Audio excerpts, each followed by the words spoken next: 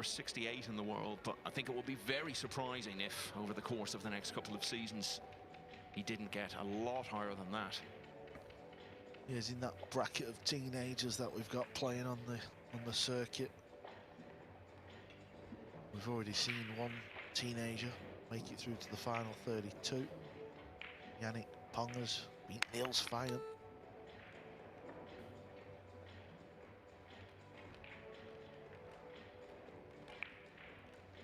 And I know Kledio, Michael, was big into his snooker.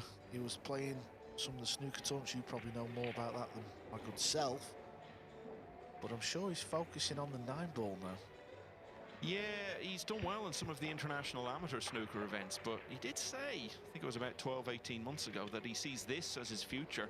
I guess maybe part of that is the attraction of traveling the tour with his brother.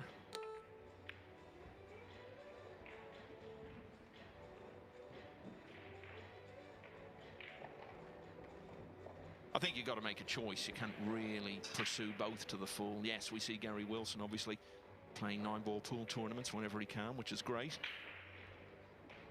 But really, if you want to make it to the top in any sport, you've got to just pick that and focus on it. And the other one can be something you just dip in and out of. And he seems to have made the choice that his future is in 9-ball pool.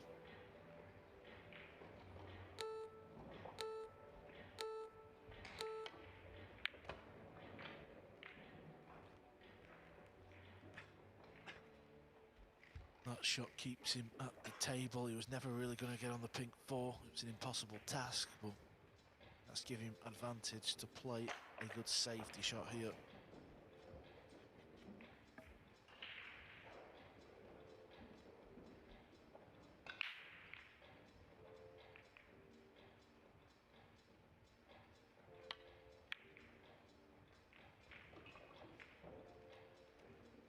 So Long Duc Thiện, as I was saying, very adept at getting through to single elimination, and really started to notice him year before last when he got to the final 64 in 4 of these matchroom events, but didn't make it any further in any of them. The closest he came to getting past this stage was actually in this tournament, the European Open, in 2023. He was only 1 rack away, lost to Dimitris Loukatos.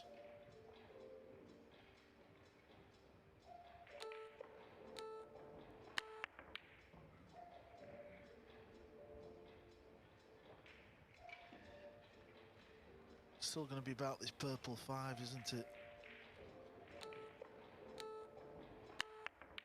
There's no bank on anywhere. You can't really get in behind it to pop the ball. So it's pop the pink 4 and play safe off the purple 5.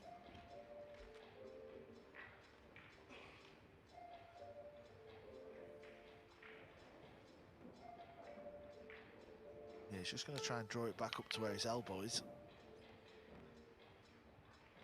And again, these 3 balls down in this corner, the 8, the green 6 and the 9 ball.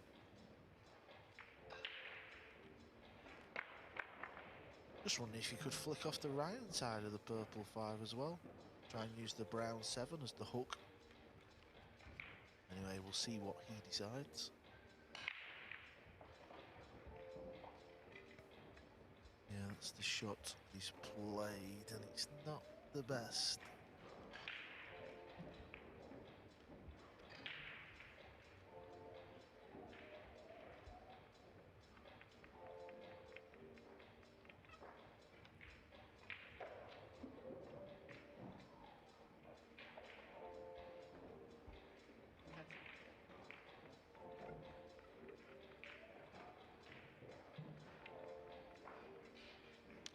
Talking about that consistent year he had in 23 in terms of getting through the early rounds of events. He also played in the Premier League pool that year and won 6 of his matches, including wins over Earl Strickland, the legendary American, and Jason Shaw.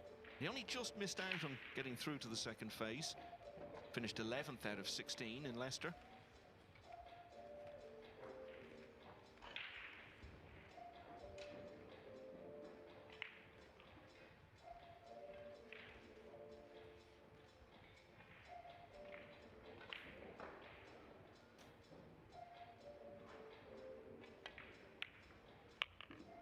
Kaci comes to the table looking to make it 1-all.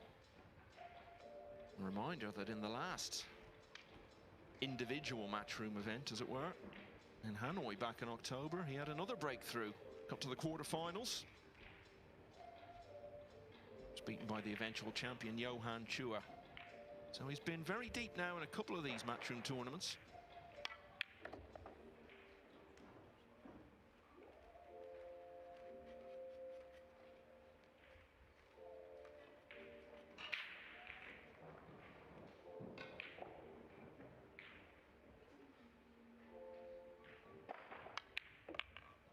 You're a bit of a fashion expert, Carl. Would you call that a leopard print shirt that he's wearing?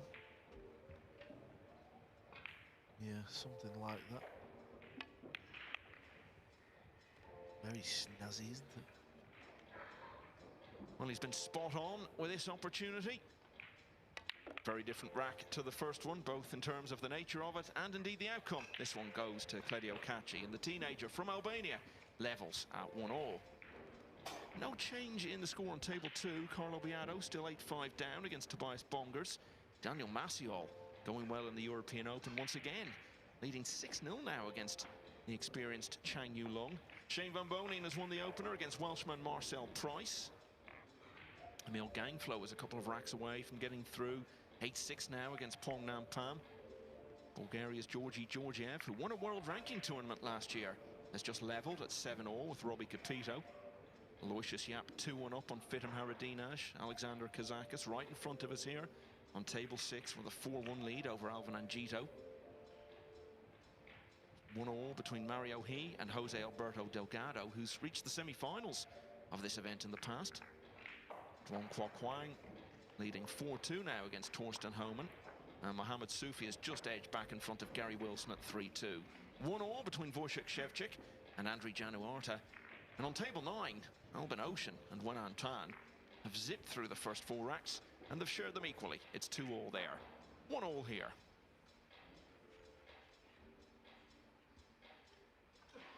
And our first look in this match at the break of Kledio Kaci.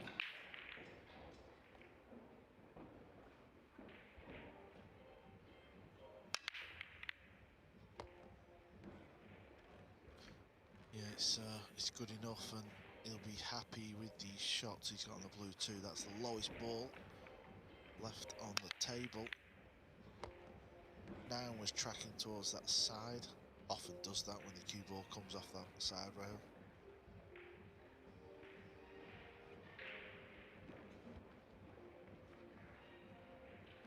The green 6 ball is kind of the key ball in this rack. He's probably going to have to shoot it up into the top left corner pocket. I suppose the purple 5 being there makes life easier for positioning.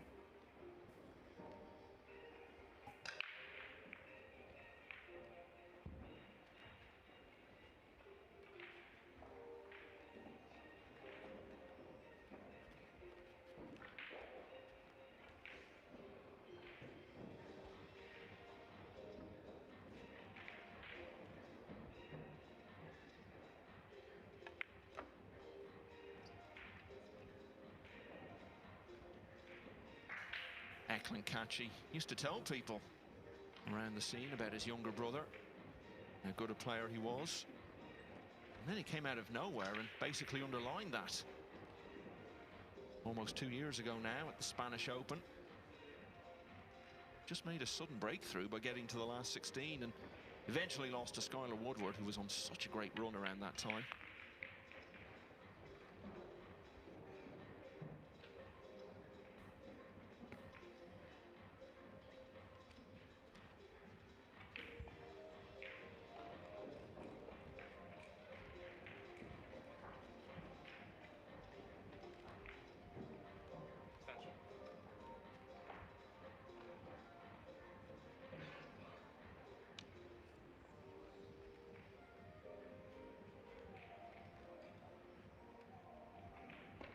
Yeah, the 8 ball, you can just see it there. It's just making his hand placement a little funny.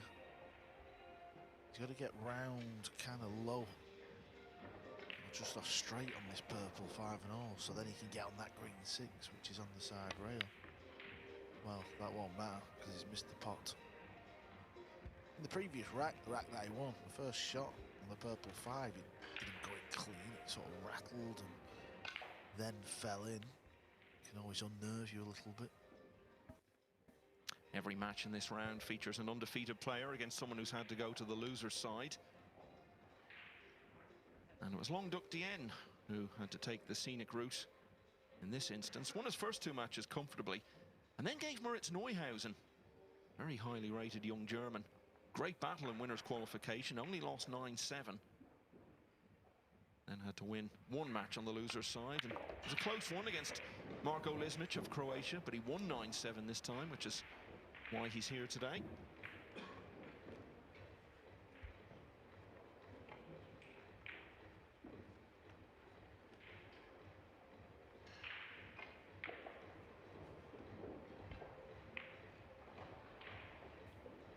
You can just see where he's aiming on the cue ball there. Look at how much spin. Oh, and he's missed it. So both players not off to the finest of starts here.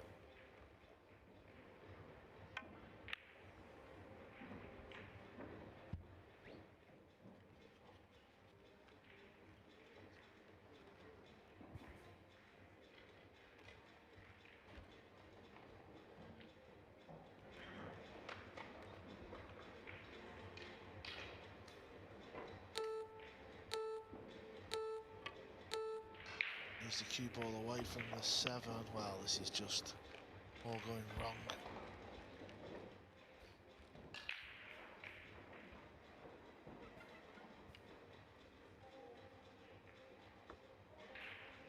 Yeah, it was all just fluent stuff in the opening rack, but different since then. What an ideal chance now for Lường to get back in front.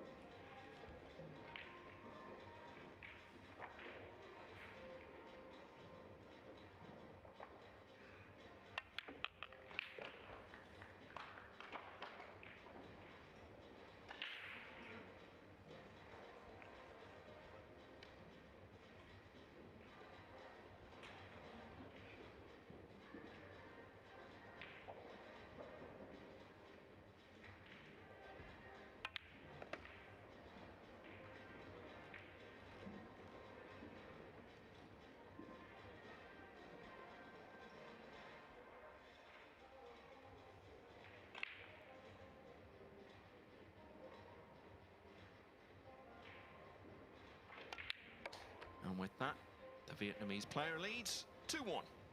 Carlo Beato has won the 14th rack, so he's really closing in now on Tobias Bongers. The German's lead has been trimmed to 8-6. Daniel Maciol, who's got a lot of good history in the European Open, is going very well again. He's won all of the first 7 racks against Chang Yulong. Shane Van Boning leading 2-0 against Marcel Price. Phong Nam Pham has just won the 15th rack to get back to only 1 behind against Emil Gangflo. That's 8-7. 7-all between Robbie Capito and Georgi Georgiev. And Lucius Yap 3-1 up on Fitim Haradinaj. Alexander Kazak is going really well, 5-1 against the talented young Indonesian player Alvin Anjito. Pius Labutus is also 1 clear on table 1.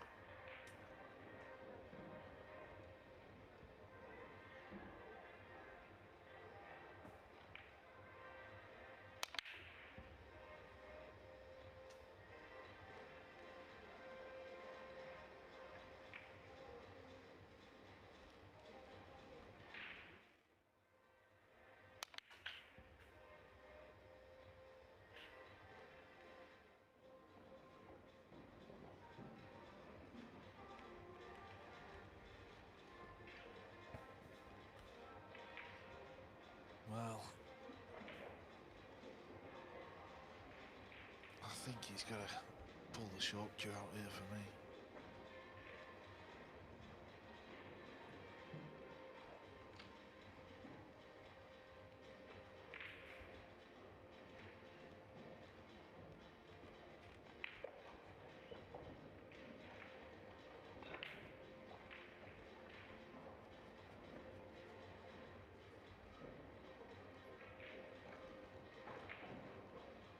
doesn't fancy it. It's going rail first.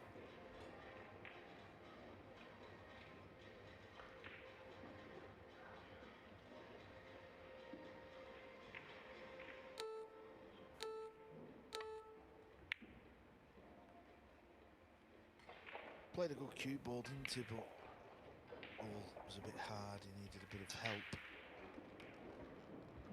Well, good luck getting on the blue 2 ball from here. This is a nasty little shot he's faced with.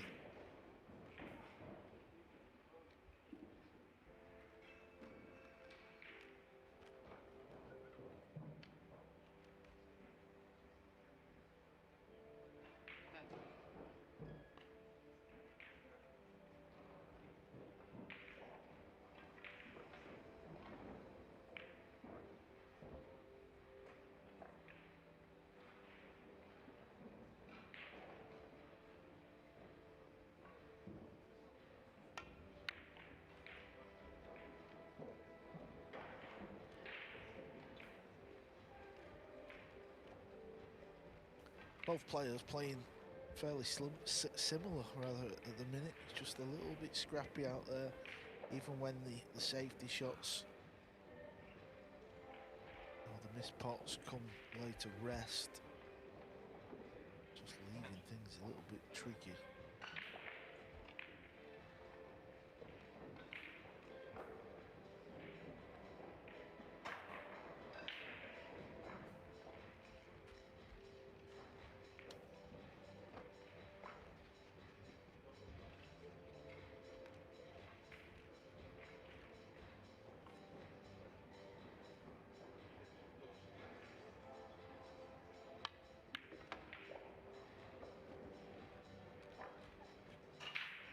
So as I was saying, it was at the Spanish Open a couple of years ago that he made that sudden breakthrough. We saw a lot more of him last year, but in the early part of 24, he was faltering at this stage repeatedly. Went out in the last 64 of the UK to Petri Mäkinen, who went on to reach the semis. Same stage of the World Championship against David O'Cady, and then in this tournament, again he was beaten in the last 64, but gave a decent account of himself. Only lost 10-9 to Johan Chua, who went on to reach the final. But it was different at the Hanoi Open.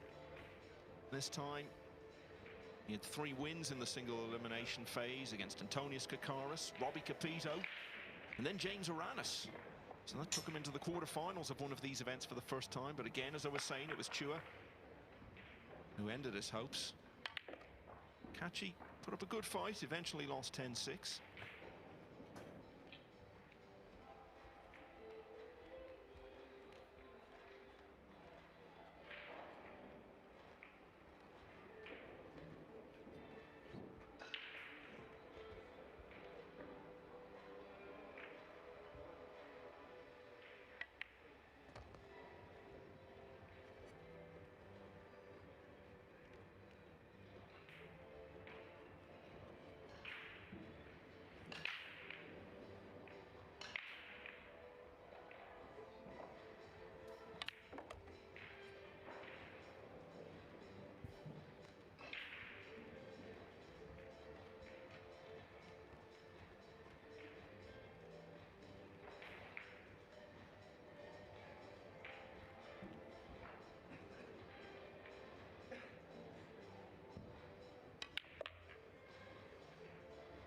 And he did have good runs in some of the other world ranking events outside the Matchroom Majors in the course of last year. Got to the last 16 of the International Open, which is a very well-established and high-quality event played in the US, coming up to Christmas every year.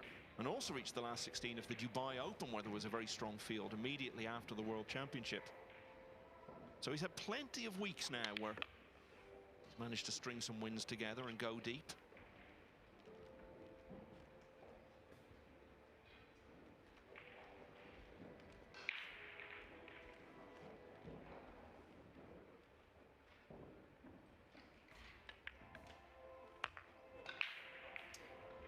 And so, same story again. Lường goes 1 in front. Kledio Kaci equalises 2-2 in the early stages of this last 64 encounter at the European Open. Chang Yulong is not going to be whitewashed by Daniel Maciol because he's won a couple of racks. He's got it back to 7-2. Shane Van Boning still going along well. He's won all of the first 3 now against Welshman Marcel Price. Georgi Georgiev has won the 15th rack to edge ahead of Robbie Capito now at 8-7. Remember, Capito looking to set up an all-Hong Kong clash with Lo Ho Sun. Alexander Kazakis now leading 6-2 over Alvin Angito. Piers Labutus 2-0 ahead of Kostas Koukiadakis. Duong Kwok Hwang has a 6-3 lead against Torsten Homan. Mohamed Soufi 6-2 up against Gary Wilson. Wojciech Shevchik 3-1 now against Andriy Januarta. And Alban Ocean has won rack 6 to go 2 clear of Wenan Tan at 4-2. Mario He 2-1 in front of Jose Alberto Delgado. That could have been the final actually of this tournament back in 22 because they both lost fairly close semi-finals. Back here, 2-all, Kledio Kaci to break.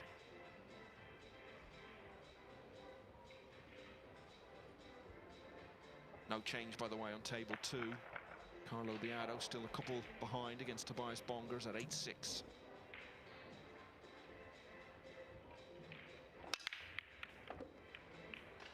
Oh, that's unfortunate. It was a really nice break. The dreaded cannon on the cue ball sends it into the drink.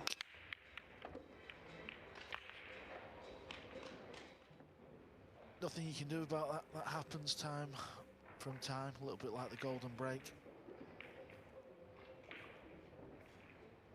Can you call that the drink? I know that's what happens when you go in the water at golf. Yeah, the drink in the pocket. Yeah, not sure about that one. Well, it's facts, Michael. Nothing I can do about it. Yeah, but there's no liquid in there. Well, we call it the kitchen, but it's not really a kitchen, is it? Anyway, if we only used terminology that made absolute sense, we'd use very little. So we can run with it. And this could be a very short rack indeed. Yeah, we've got the bank shot, which is a double, known in the world of snooker. Do you know what they call the point in America? Go on. Well, that's my question to you. You can't just say, go on. You're always asking me questions. There's one for you.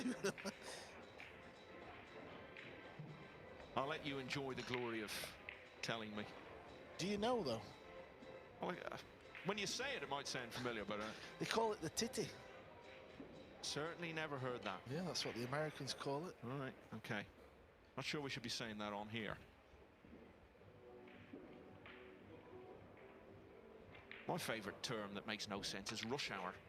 Because it's the one thing that nobody's doing when there's loads of traffic is rushing. So for the third time, Long Duc Thiện goes 1 clear. Kledio Kaci, bit unfortunate. Scratched off the break, sat down for the rest of the rack, and it's 3-2 to the Vietnamese player. Must be a long 15th rack going on table 2, because it's still 8-6 to Tobias Bongers.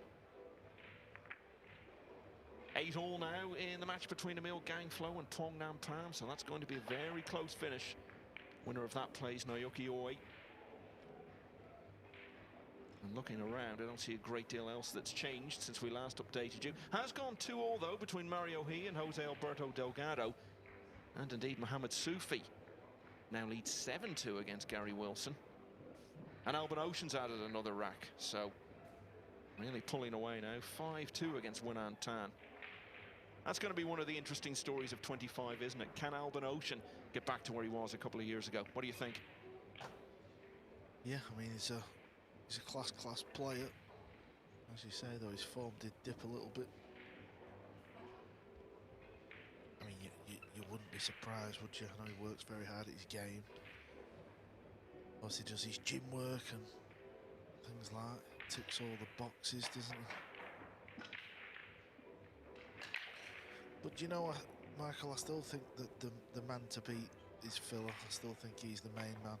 I know Fedor Gorst had unbelievable season last year. What he achieved was incredible, but he showed a lot of grit he was down at the World Championships a lot. He showed a lot of fight and a lot of heart, but I just think the way Filler goes about his business on the pool table, he can just like demoralise you. You know, he can just literally, he's beat everybody up in less than an hour in a race to 9ers, Phil. He's got that about his game.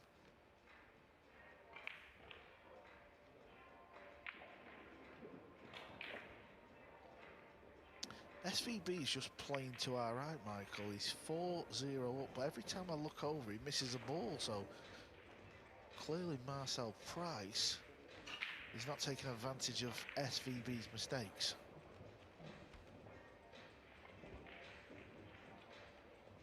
Well, you can help your British player by keeping looking over, if that's the impact it has on Shane.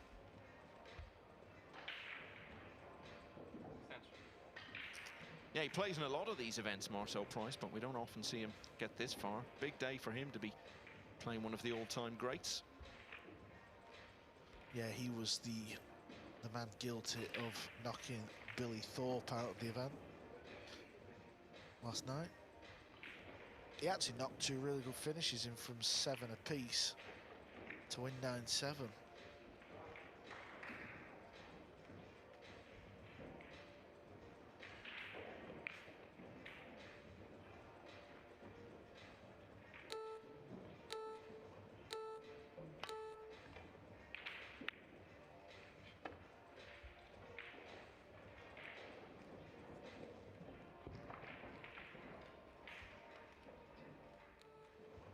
It's like he hasn't quite turned up yet, Kledio Kaci. A couple of chances that he's been effective with, but in terms of the nitty-gritty of it all, it's been a bit ragged so far. Was a bit unfortunate, of course, in the previous rack to scratch in the side.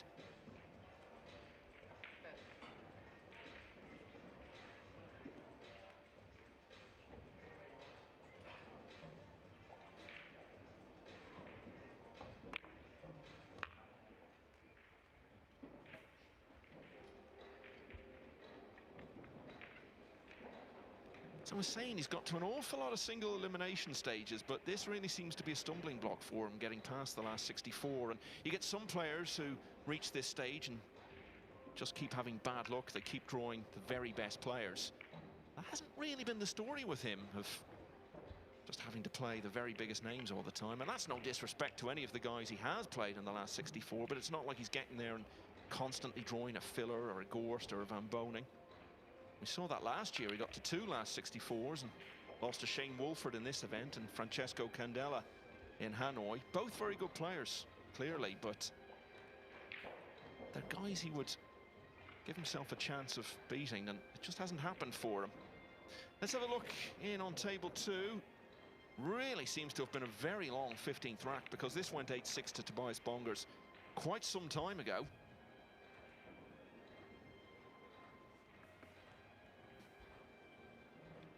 Here he is now, 2 balls away from getting within 1 rack of a famous win.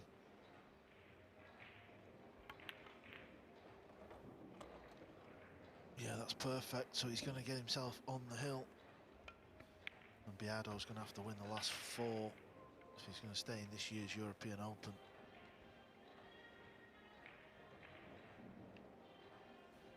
You know, you just get the impression, Michael, don't you? Players like Tobias Bongers, when they play the major winners, you know, the players that have won the big titles, you feel like they're better off playing on like one of the outside tables, don't you?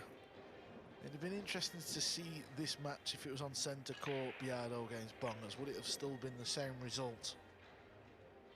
Yeah, couldn't agree more. It's a whole extra challenge. Hard enough playing someone like Carlo Biado without having to deal with all that, especially when he's so experienced at main table action. So neither player has won 2 in a row at any stage in this match. There's never been more than a rack in the overall score, but both of those things are about to change if this 9 goes down, which it has. So Long Duc Thiện now leads Kledio Kaci 4-2. Gary Wilson really needed to win rack 10 against Mohamed Soufi, and he has. It's now 7-3 to the Syrian. Albin Ocean really pulling away against Wenan Tan, 6-2 now. Wojciech Szewczyk, world semi-finalist last year, 4-1 up on Andriy Januarta. Von Kwok Hwang just needs a couple more. He leads Torsten Home an 8-3. Jose Alberto Delgado has won the 5th rack to go 3-2 up on Mario He.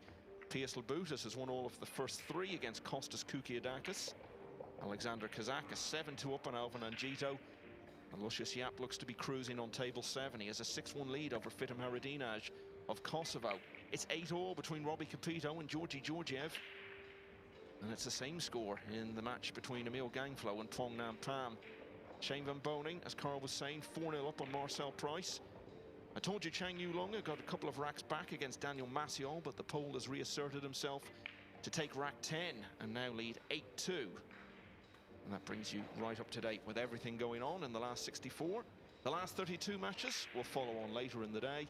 And by tonight, we will be down to the final 16, who will contest the weekend.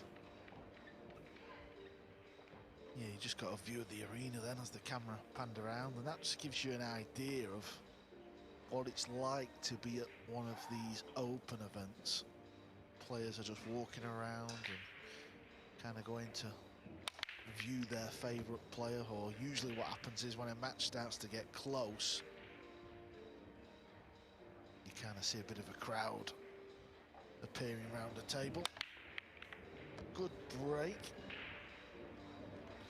Can you see the blue 2, or is the 6, the green 6 in the way?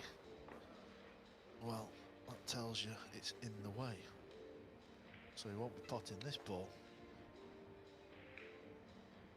Well, I say he won't be potting it. He did get down and have a good look there, but going rail first off this left rail, I don't think he's trying to pot it. I think he's trying to get the cue ball over towards the 8 and use the 9 ball to hook Kledio. Well, Mohamed Soufi's just literally running around the table. That's how he plays, that's his style. Without doubt the fastest player on tour. It's not even close. Well, you would know as the former winner of a speed pool tournament. That was the thing out in Indonesia, wasn't it? Yeah, it was a good event actually. Well, he has potted it too. Nice shot. Yeah, it was a fantastic tournament. I'm trying to think what year it was. 2014 maybe? I've actually pitched it to Emily Fraser, the boss of the tour. Just because you have the snooker shootout, don't you? So I feel like it's a good little twist. Well, that'd be something you could do in a single day before one of these events, or maybe off the back of it, or would you see it as a standalone thing? Good question, not sure. It would work either way, no, really. It would work either way, yeah. Yeah. SVB, I was just looking down there, he just had a golden break. He would be the player, Michael, who makes more golden breaks in 12 months on tour than anyone else, just because of the power. And he's 6-0 up. So, Marcel Price, well, what a nightmare start. Yeah, going back to the speed pool, I think it was a 2-day event, the way they did it. My memory's not as good as yours, Michael. Bella remember winning it.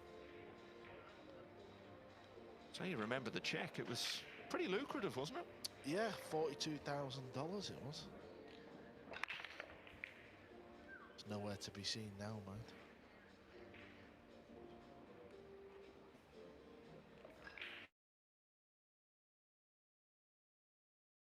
It's all been sunk into that massive house in Blackpool.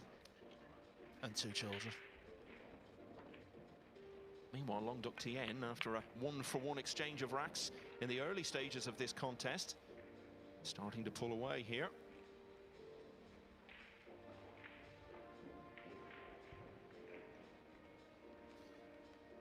Yeah, and from Kledio Kaci's seat at the start of this rack, he would have fancied getting back to the table, because if you remember, he was hooked behind this very ball. The cue ball was actually in a similar position, and he kicked the blue 2 in. He's just relaxing, easing into this match now.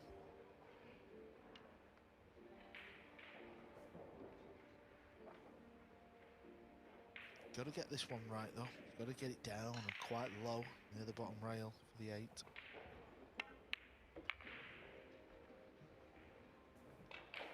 Well, he was really into his rhythm right from the very start of the match, wasn't he? And okay, he's had a couple of errors along the way, but generally he's maintained it, whereas Kaci just hasn't got started at all yet.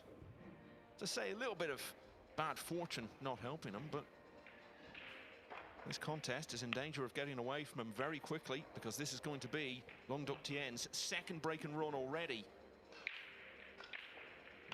And that's 3 racks in a row. All of a sudden, he leads 5-2.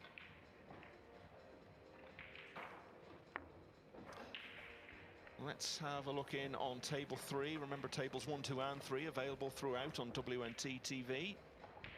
This is Mohamed Soufi leading 8-3, as we said, against Gary Wilson.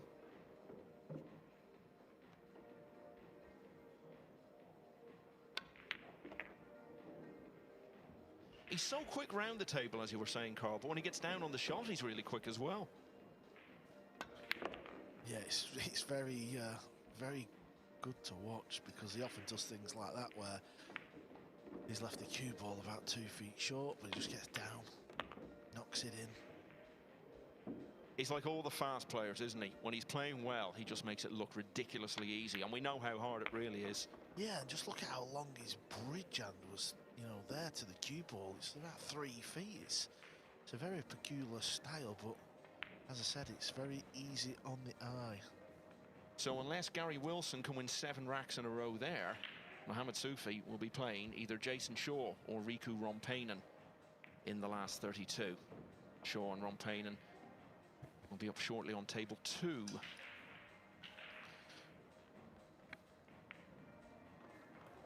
Carlo Biado's going to have to put a 4-pack together to stay in this year's event. This is the situation. It's Bongers at the table. Not sure if he's hooked on the blue 2 or if this is from the break off, so he's got a push out available. Obviously, we've just flicked over.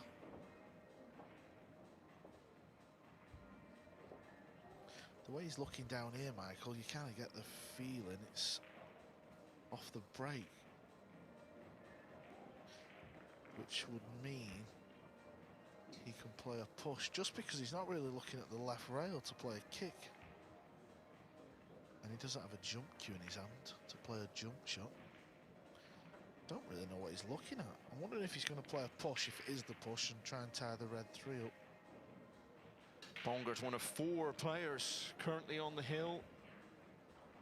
We've just seen Mohamed Soufi, but in addition to that, Robbie Capito is leading 9-8 against Georgi Georgiev, and Emil Gangflo has got the same lead against Pong Nam Pham. So there could be a lot of winners in the next few minutes.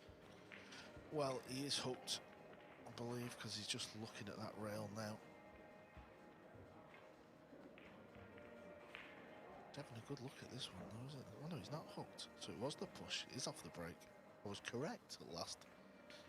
So Biado will have the option of playing the shot or giving it back.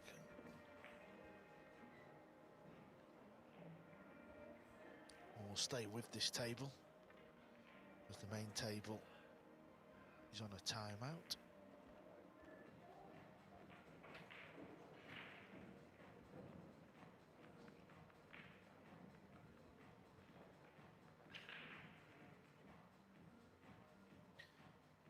Yeah, tricky little shot here. That's why Carlos give it back. Doesn't feel like there's a real handy hiding place.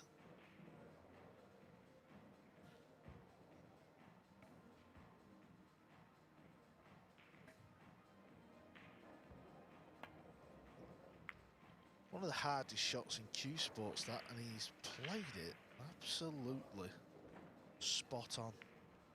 Played it really thin off the left edge. It's very easy to hit the ball thick, which often leaves in a pot for your opponent. So Carlo Biado, well, this may well be the last shot of the tournament, because he's faced with a full ball hook here. I think he's going to try and go off the top rail and hit it fullish. Got to be careful he doesn't foul.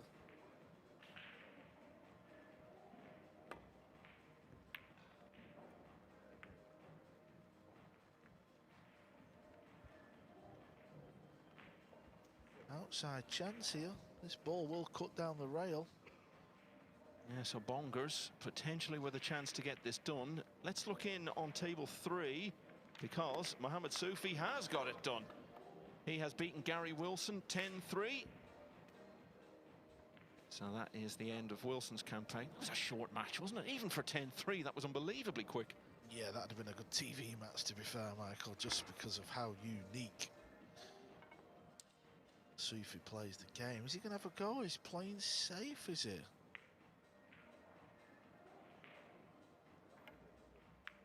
He's playing safe, very conservative.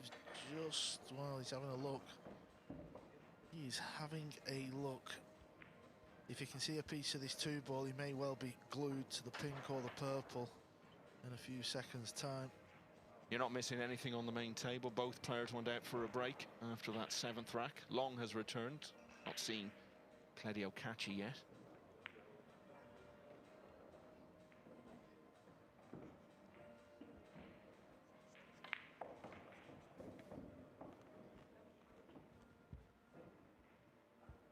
It was 2012 when you won that speed pool event. And the great news for you is you can go back and resubmit your tax returns for that year, because it was a mere 41,000 that you won. And you're in the higher rate, obviously. So. Well, I was just 2 years out, Michael.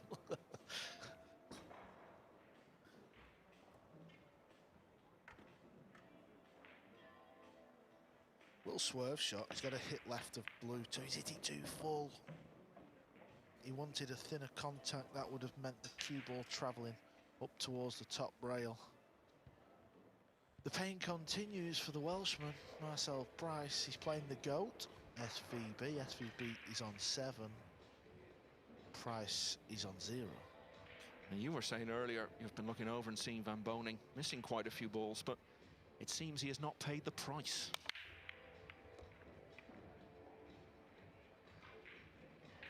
So fairly lengthy break between racks, but Lường Thiện has returned to the table and immediately has a chance to build on this run he's on. He's won all of the last 3 racks, remember?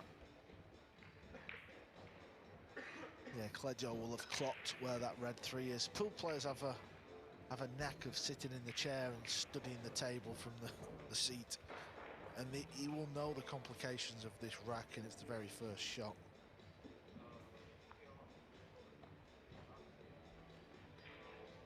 Yeah, I can see table 2 in the distance. Bongers is still playing safety shots against Biardo.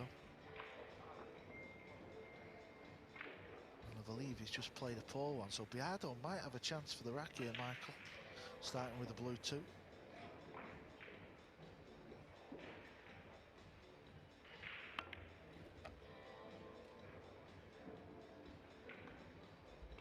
Couldn't do anything better with the cue ball, could he? It was just a case of potting the 2 and evaluate the situation from there. We've got a hill on table 16. Robbie Capito and Georgi Georgiev, who both won world ranking tournaments in the course of 2024. Winner of that plays low ho sum in the last 32. Yeah, Georgi Georgiev kind of reminds me of Capito last year. He's a player who's kind of on the brink. So that last rack over there is a very important one. Got a decent view of the table actually here, Michael. You've probably got a better view than me. Just to your right hand side. There's a lot of balls still on the table. Capito is at the table.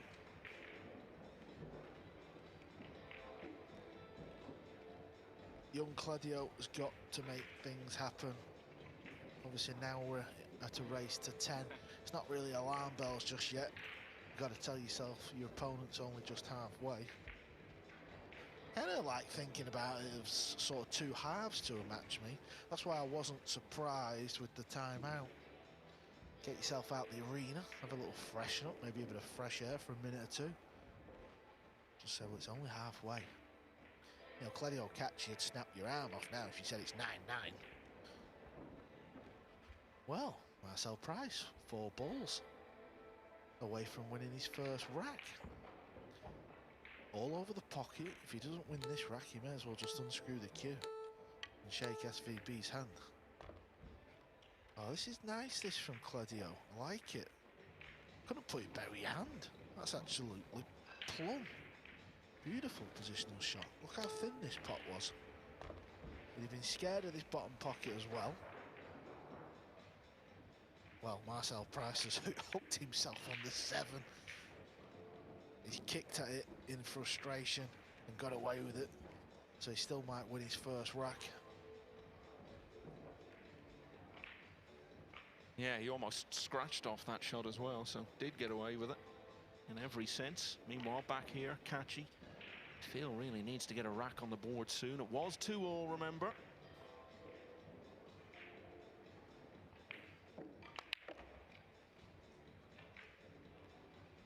Yeah, I think we've got a good match about to start on table 3 now, haven't we, Michael? Players are warming up. I'll let you introduce this one. Could be a good close match, this. David Al-Kaidi against Elliot Sanderson. Spain against England, like the Euros final last summer.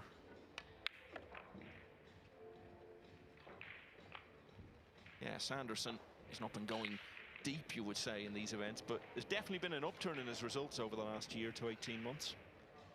Since he became a full-time player. Had a job in the civil service and packed it in to concentrate on the game. Yeah, he does a lot of coaching up in Scotland at McGoldrick's. That's the venue owned by Jason Shaw's sister and brother-in-law, Natasha and Paul. That's the venue also for the Scottish Open. Great little club, actually. Yeah, originally a Yorkshireman, Sanderson, but made the move north of the border a couple of years ago. Not only is it a good pool room, Michael, they've got a really good dart set up there as well. Got about 4 or 5 dart lanes next to the bar. So after losing 3 in a row, Kledio Kaci has won that one. He's got it back to 5-3. You played in the Scottish Open there last spring, Carl, and did really well. You beat Albin Ocean along the way. You going to be playing this time? Yeah, you know what? I think I will. I really enjoy going up there. Like I said, the club's got a real good vibe about it, and it's well supported by the professionals. Obviously, it's the week before the UK Open, and they have about 8 or 9 tables just all in a row. And you get a really good crowd, and Paul even puts a bit of a tiered arena around the TV table, so they really go to town. And yeah, let's see if I can beat Albin again. Why not? And then after that last year, you went on and played in the UK Open. So is the plan to play both events?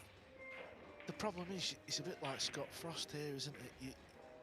You sort of say, yeah, why not get the queue out and have a go, but you're going in with no real preparation, no real form. It's all feels a bit weird and a bit sketchy. I don't know, really. I know you're trying to get me out of here, Michael. I know what you mean.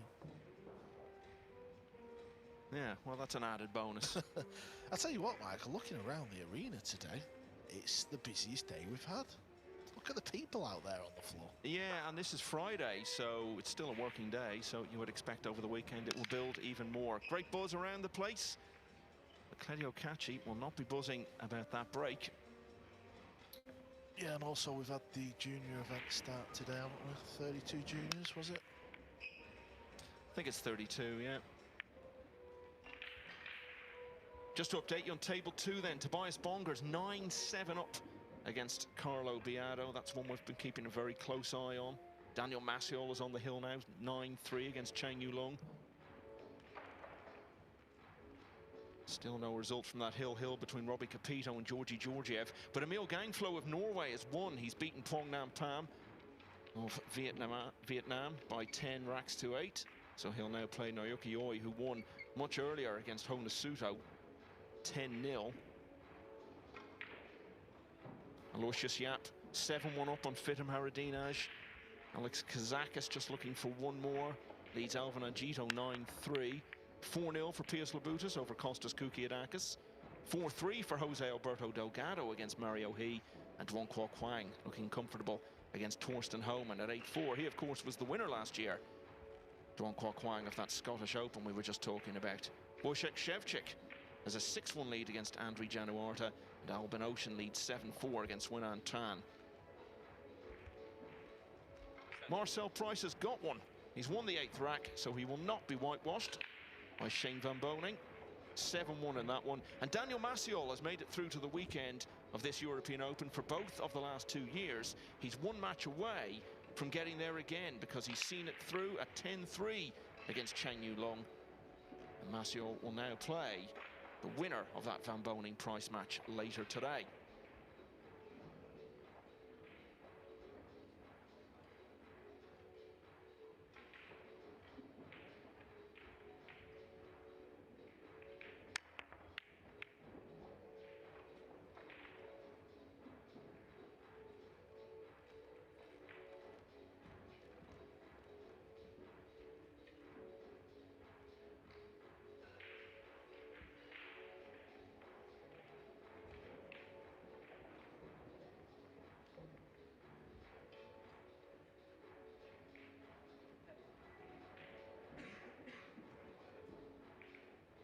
Yeah, well, that's the thing. Kaci's got to look at this and see it's not really happened for him properly yet in this match, and he's still only a couple behind.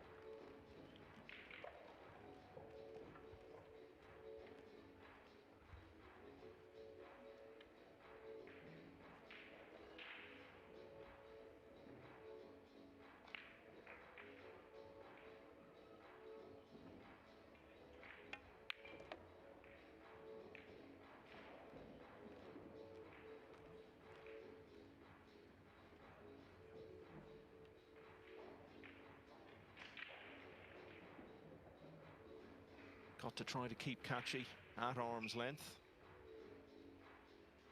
As we've said, it hasn't really happened yet for Kaci in this match, and Thiện wants to put himself in a position where if Kaci does start to find some form, at least he'll have a lot of work to do to turn it round. This is a good chance to go 3 clear again.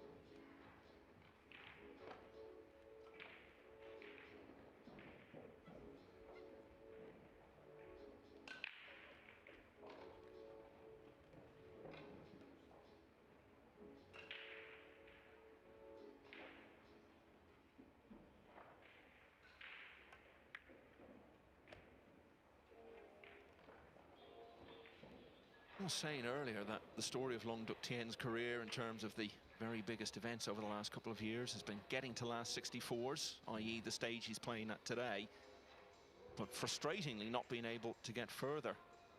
He did make the quarterfinals of the Perry Open in Vietnam last October, just before the Hanoi Open, and although that isn't on this level, it was still a very strong field. And he was 1 rack away from making the semis there, lost to Dimitris Lukatos, who went on to get to the final.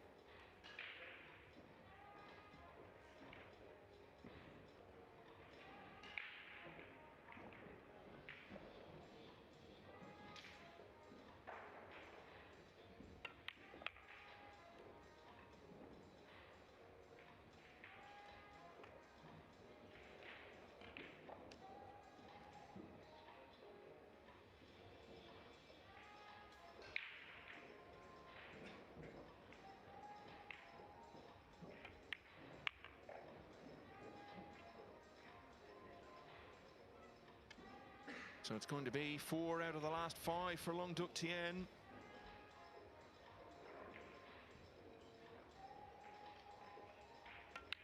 He's got that lead of 3 once again.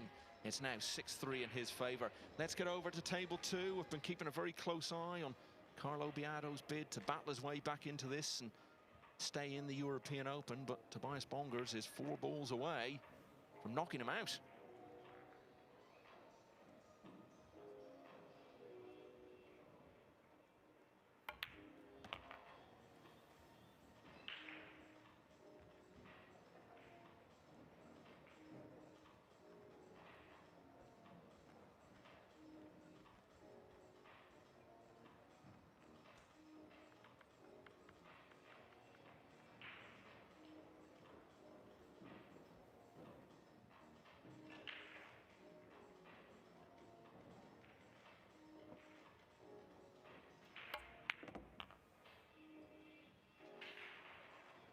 So they're about to start the next rack on table one, but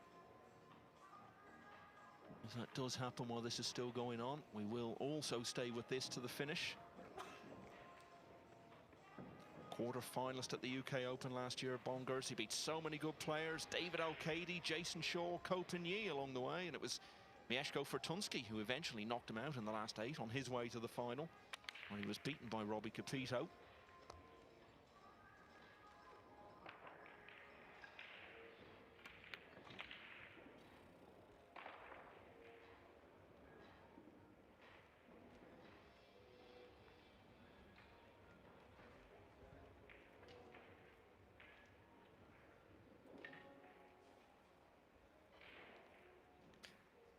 He's had some big name wins, some big name scalps in his short career so far on the World 9-Ball Tour. This 9 is to add one of the biggest of them all. Carlo Biado, former world champion, US Open winner only 3 years ago, well, 3.5 I suppose at this stage.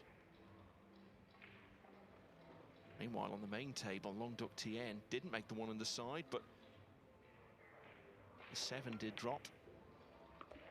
And they've finished nicely for him, so he's got a chance to go 7-3. Back here, though, Bongers for the match. Did he spend too long thinking about it, Carl?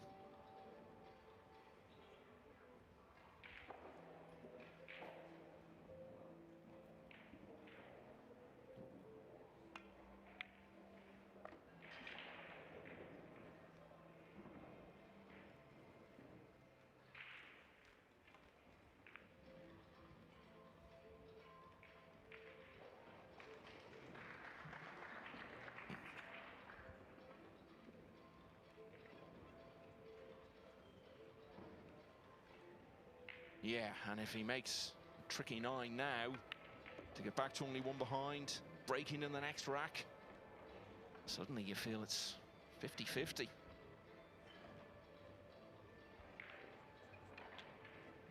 Meanwhile, the match we're focusing on, Longduc Thiện can get himself to a point where the winning line will start to come into view. Remember, it's up to race to 10 now.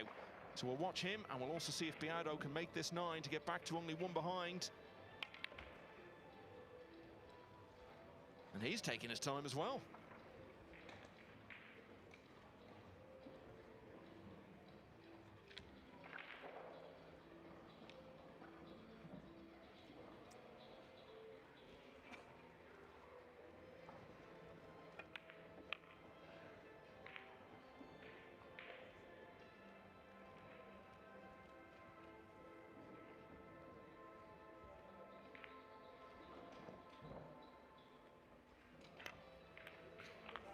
Oh, that is quality, that is class. That is a measure of the man, Carlo Biado, under so much pressure there, taking his chance to keep the match alive. And how is Tobias Bongers going to put that out of his head, having such a good opportunity to get it done? Left himself a tough 9, missed it by some margin, and now he's only 1 in front, and Biado, as I said, will be breaking in rack 18. Back here, Longduc Thiện has had a couple of quick racks to his name already in this match. He's got a chance of another one. Had a good deal of fortune off the break. Didn't make the one in the side, but did get another ball going down. He was left with a nice starter on the 1, and he's seen it out from there. So for the first time, Longduc Thiện goes 4 clear after zipping through rack 10. It's just one of those stages in the day where there's so much happening all around the hall. Marcel Price has got another one back against Shane Van Boening. But the American still has a big lead at 7-2. And Robbie Capito and Lo Ho Sum have played together in 3 World Cups of Pool for Hong Kong. They'll be playing against each other in the last 32 later today, because Robbie Capito has won that hill-hill finish against Georgi Georgiev of Bulgaria. Aloysius Yap and Alexander Kazakis are likely to face each other. They're both on the hill and well in front in their matches, particularly Yap, who's 9-1 up on Fitim Haradinaj. Kazakis has a 9-4 lead over Alvin Angito. Pius Labutis going well, 5-1 he leads Kostas Koukiadakis. Jose Alberto Delgado, 4-3 up on Mario He. Duong Kwok Wang is another player on the hill, leading 9-5 over Torsten Homan. And a couple of players just looking for 3 more racks now Wojciech. 7-1 against Andriy Januarta, but it's much closer for Alban Ocean because his lead over Wenan Tan is 7-5. Another player on 7 is Long Duc Thiện. He's 4 clear against Kaci, and he's breaking in the 11th.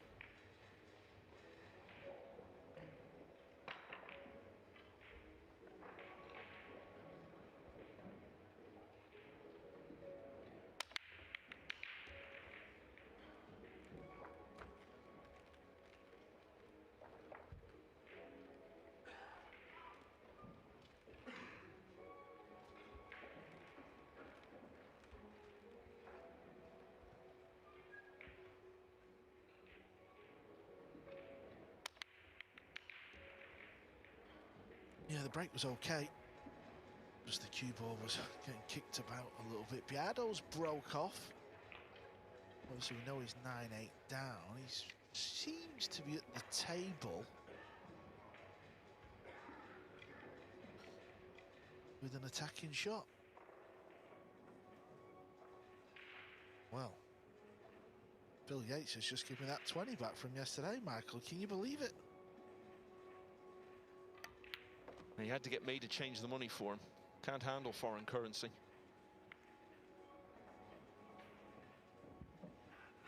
Yeah, look at this, Michael. Biado's on the 3. What a match. What an ending to the match we've got here.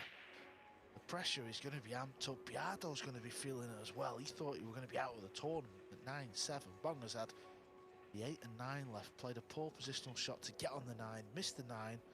You have to say, Michael, beautiful shot from Biado, wasn't it, to get back to 9-8 on that 9 ball. It was a long, thin cut. He'll do this as well, Carlo. This is his sort of style. He's very kind of like edgy, and he sort of keeps getting up and down on the shot. But it is a good chance. Just wants to get this positional shot right.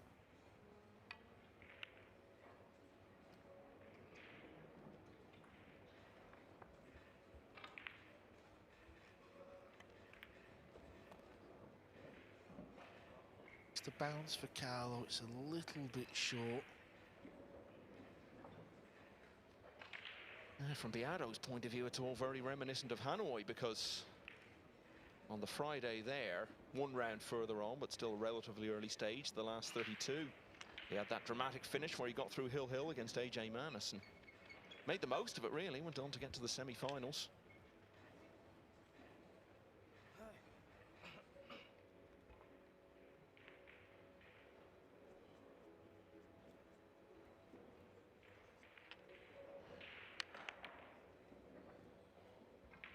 Yeah, Long Duc Thiện on the main table plays a jump shot, and the pool rolls are on his side at the minute.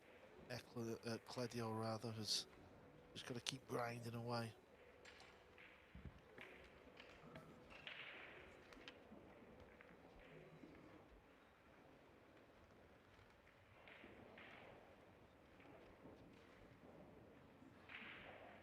Wondering if Carlo Biado is going to use the top rail. Tried to hold it. Wonderful touch he's got on the pool table. Real smart player in all, Michael. You know, when the balls are ugly and he's got to play kick shots, there's no one better actually in the world. He's very inventive.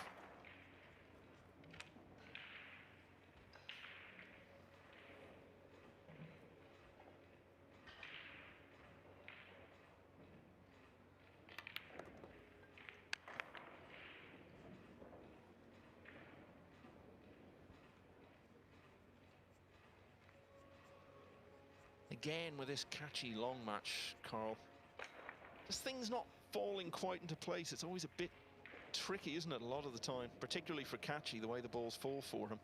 Yeah, because now he's got to pot this blue 2. He's going to just nudge the 8 ball. It's not going to be easy to land on the 3 ball. That might end up being quite awkward as well. But the main goal here is just make sure you pot the blue 2.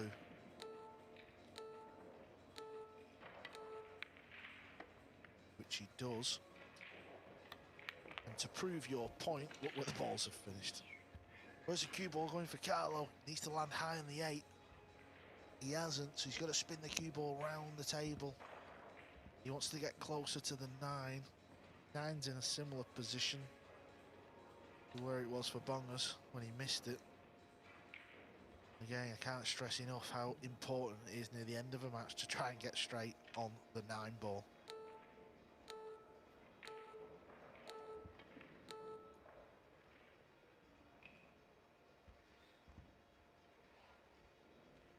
Everyone's congregated over to that area now. There's 4 tables. That's the Biardo Bongers table I'm talking about. There's 4 tables in a sort of arena, and everyone's literally stood right round the edge of Carlo's table. He's aiming low on the cue ball. He's ripping it, and he's back up again. He's back down. He's back up.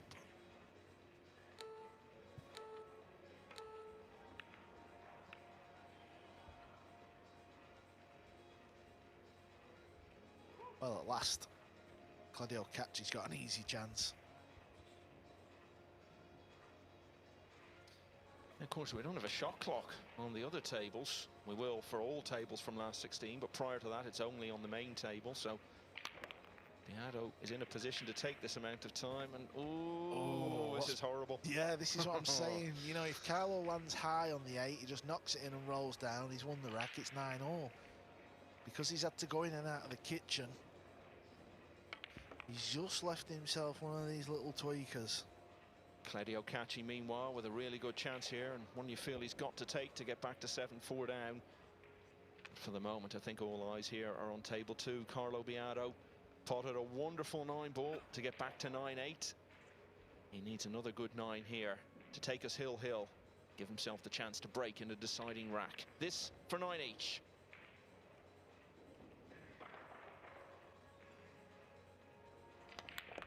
Oh, it's another wonderful 9 that he's absolutely thumped in. Tobias Bongers was regretting before, no doubt, that he missed his chance to see it out in the previous rack, and surely even more so now. Meanwhile, back here, Kledio Kaci. Rack 11 was one that he really needed to win. And it looks as though he's going to now. Fairly straightforward, 8 and 9. And to add to the drama, Michael, Biardo's took a timeout. He's walking out of the arena. It's a 1-rack shootout over there. That just means Bongers, who has actually stayed in the arena, which is never a good move, has got a lot of thinking time there, Michael. Yeah, and Biardo's been around a long time, hasn't he? He knows how to do things like that and make his much less experienced opponent think about it a bit. So totally agree, Bongers needs to get out of there as well for a few moments. Anyway, of course, we'll keep you across that one. Meanwhile here, Kledio Kaci has got it back to 7-4. Now, Alexander Kazakis, can you believe he didn't get further than the last 32 in any of the matchroom events last year? Well, he's got a chance to do so now because he's in the last 32 again. He's beaten Alvin Angito by 10 racks to 4. It's going to be a big task, though, because his next opponent later today will be the number 3 seed, Aloysius Yap, who has been a 10-2 winner against Fitim Haradinaj. Elliot Sanderson has won the opener against David O'Cady. Wojciech Szewczyk 7-2 up on Andriy Januarta. Albin Ocean looking for a couple more. He leads Wenan Tan 8-5 now. Mateusz Niegocki's taken the opener against Moritz Neuhausen. Jose Alberto Delgado 5-3 up on Mario He. Pius Labutis leading 6-1 against Kostas Koukiadakis. Shane Van Bonin on the hill at 9-2 against Marcel Price. Back here, Kaci breaking 7-4 down. He's made the one in the side. Could have been worse. Oh yeah, this is fine. You just want an easy opener, don't you? Yeah, he's got that. Green 6 and the 7 looks to be tied up. Yeah, that's the dilemma.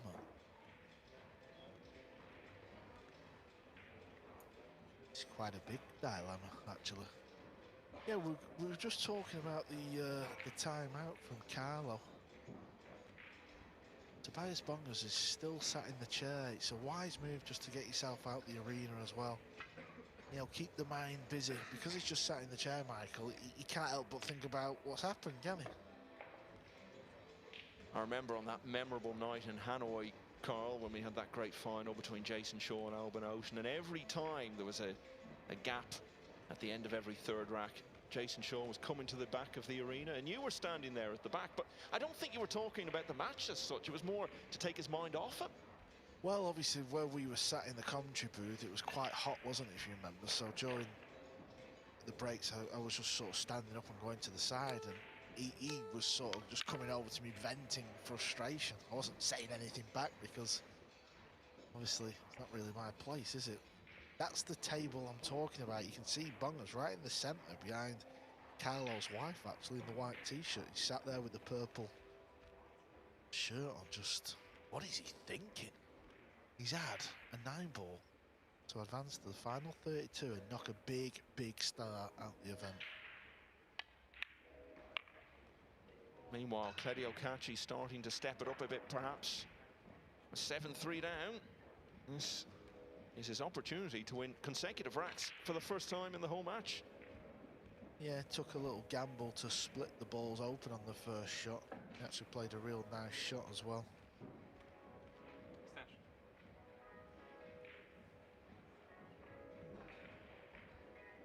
The first rack in the Elliott Sanderson-David Al-Kaidi match must have been a grueler. Still 1-0 to Elliott. Well, Elliott can take his time, can't he? We remember that.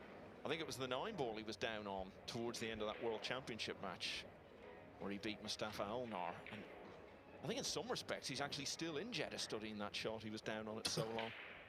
Well, Biado's back. The fist pump has happened, and he's down on the break shot.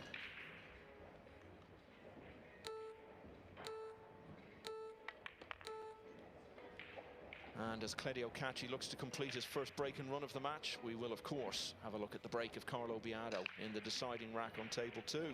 9-ball's moving. 9-ball is moving. He needs the 2-ball to stop. Oh, he's not going to have a shot. This is drama. Who loves a split screen? We do. We're going to bring you both of these tables now. We're going to sweat the last rack decider. Kledio's got a tight 6-ball here, and he's made it. This little comeback's on as well. He's not had much table time, Michael. He's always seems to have been second favourite in every outcome.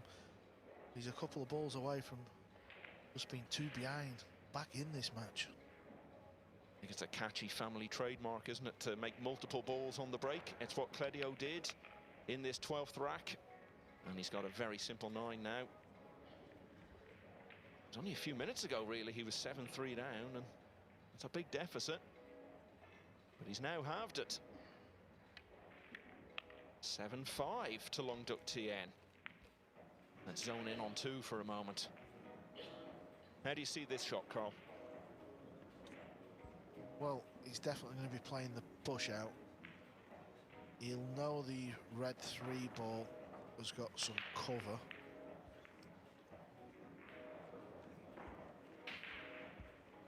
This is usually where Carlo excels.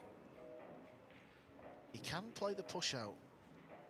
He's choosing, or he's looking to play a 2-rail kick straight out the gate. Remember, he doesn't need to. He's got option of push or kick. He's kicking at this ball purely and simply because the red 3 is dead. It's tied up. Needs to hit it full. Oh, wonderful. That is Carlo Biado at his very best. Just have a go at that in your pool, on your pool table. Just hook yourself and try and 2-rail kick and hit the ball full so the cue ball stays there. It's not easy. You've not got a lot of room for error.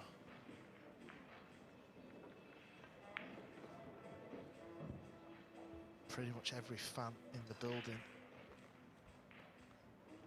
is around the arena of Bunga's Biado. Yeah, they're not just standing around table 2, are they? They're stretching all the way down the adjoining table and beyond.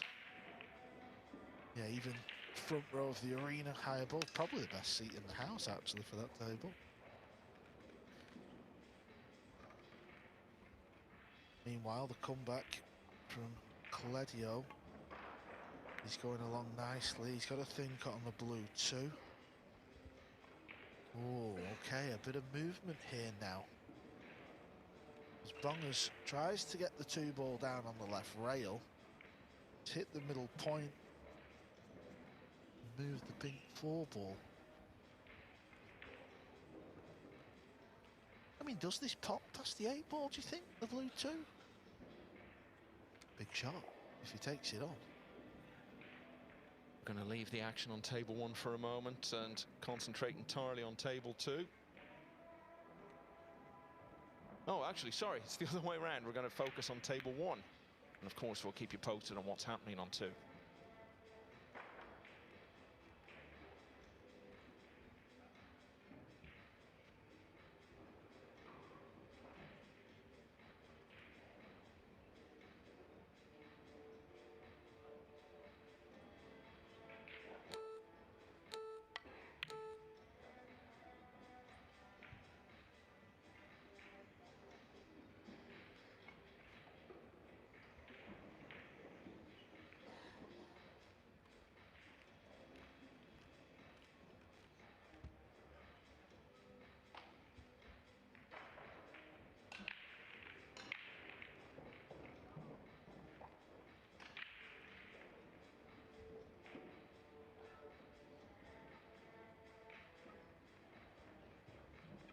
There is a gap here, I think. Just getting the cue ball out, isn't it? For a shot on the 3. He's not going to get close to the 3. Just make sure you leave yourself a pot. Just try and slide past the purple 5. He's powered it. That's ideal. Great shot. Yeah, that is so impressive to come with that when he had a big lead and it's been reduced to just a couple of racks. Getting towards the end of the match. This was a real test of nerve. Having come through it, he's got a chance to get within a couple of racks of the next round. It will be a big breakthrough moment for him. As I said, he's been getting to a lot of last 64s, but seems to keep stalling at that level.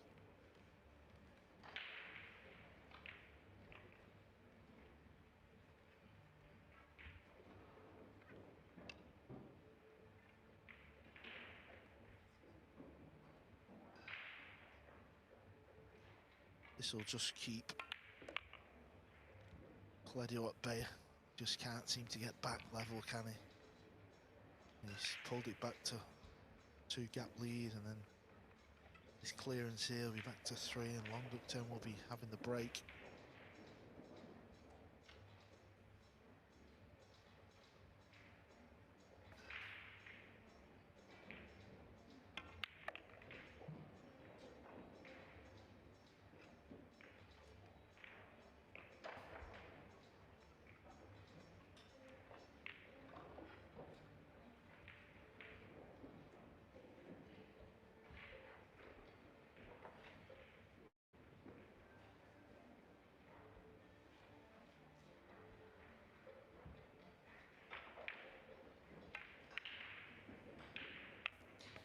That ball went in a little thick, but it was okay.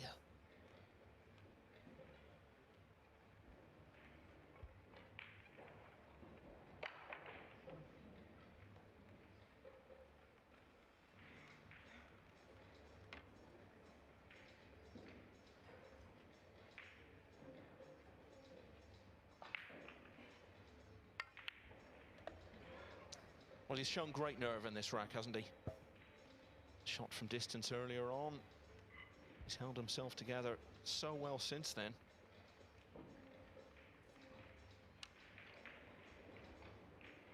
And now it's just a matter of doing it for a couple more shots. This is fairly routine. Ooh, yeah, he's looking with a little bit of anxiety there.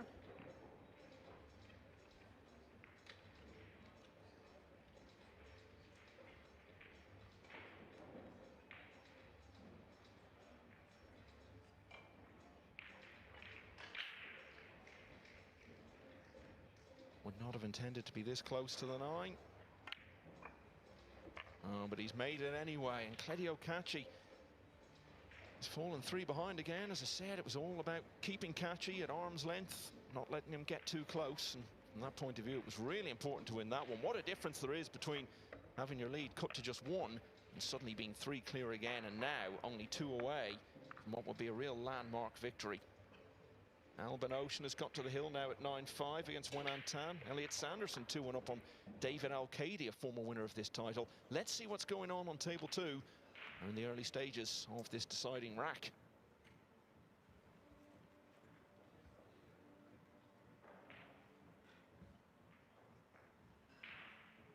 Small edge. So this pretty thin. It's a little bit too thin.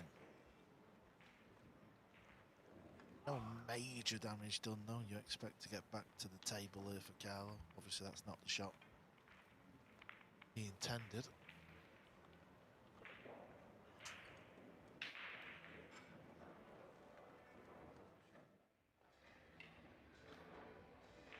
So definitely heading towards the finish there. Possibly nearly at the end of this one, because Lường Thiện is breaking off, only needing 2 more.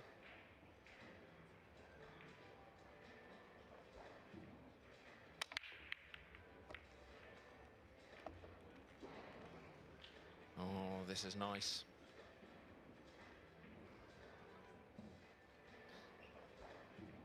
Yeah, here it is again. One in the side, the 2's dropped as well. Really, if he can make this opportunity count, it's going to seem like a very long road back from there for Kaci, because he's won 5 racks in the whole match. He would then have to win 5 in a row. How do you see this opportunity, Carl? Yeah, the pot here looks like cue ball can't be helped, but cannon that 9. And if that is the case, he might take a little gamble and try and pot the 9, because he knows it's got to move. Can he dig into it and miss it? Well, yeah, well, that's not bad actually. Just miss it by digging in. Yeah, it didn't look like that was possible at all. His compatriot, Duong Quoc Huang, as we were saying, won the Scottish Open last spring, but he didn't get further than the last 32 in any of the Matchroom majors in all of 2024. Well, he's got a chance this time, because Duong is into the last 32. He's beaten Torsten Homan 10-6. He'll have quite a wait, though, to find out who he'll play in the next round, because it will be either David Al-Kaidi or Elliot Sanderson, and it's 2-1 to the British player there at the moment. Meanwhile, Lường Thiện, having done so well to get on the 4, has not capitalised, but he may have had a bit of fortune here, Carl.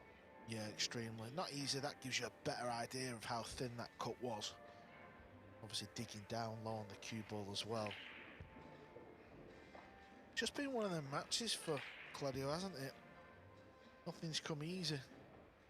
He's had to just keep plodding along.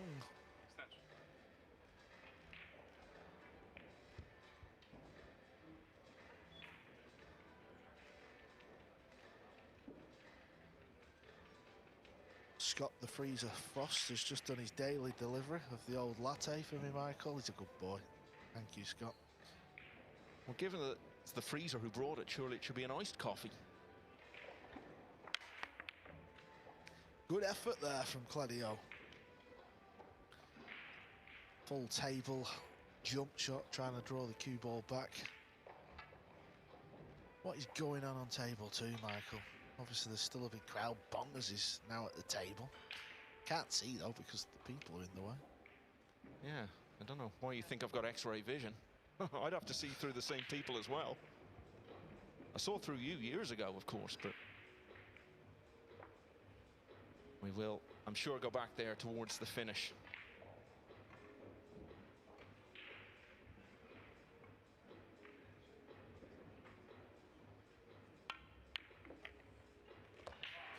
Now then, Kledio, you've been patient for the last hour. Nothing has gone your way at all in this match. Is this the turning point? Welshman Marcel Price took a while to win a rack against Shane Van Boening. In the end, he got 3, but his adventure at the European Open is over because the 2022 world champion has won 10-3, and Van Boening will now play Daniel Maciol in the last 32.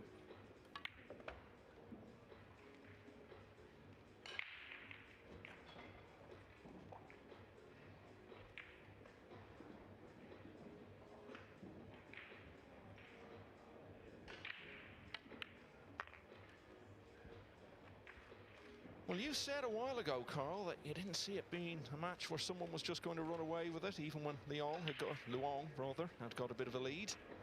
And that seems to be the way it's turning out, because three fairly straightforward balls here for Kledio Kaci to trail only 8-6. Yeah, even the break shot from Kledio, he's not had much love, has he? But it can change, and it can often change at the right time, right at the very end of the match. Biardo is back at the table. Yeah, we'll be going there in a moment. We'll just see what we expect to be the last two shots of this rack, and pretty much certainly now. So remember, Kledio Kaci was 7-3 down here. That's the crowd behind Kledio. That's the very table. So three of the last four going the way of the Albanian teenager. He's still very much in contention here, and keen to get on with the next rack, as you can see. Thiện now leads 8-6. Let's go to table 2. That last rack is still going on. And still, at an early stage, Carl, it's turned into a bit of an epic already. Still on the 2-ball. This was from the gate, wasn't it? Off the break. Carlo was hooked. If you remember, it was the 4 and the red 3 that was tied up. Now the pink 4's ended up over on the right side of the table somehow. Not sure how it's got over there. He can pop this ball. Not saying he's gonna, but he can.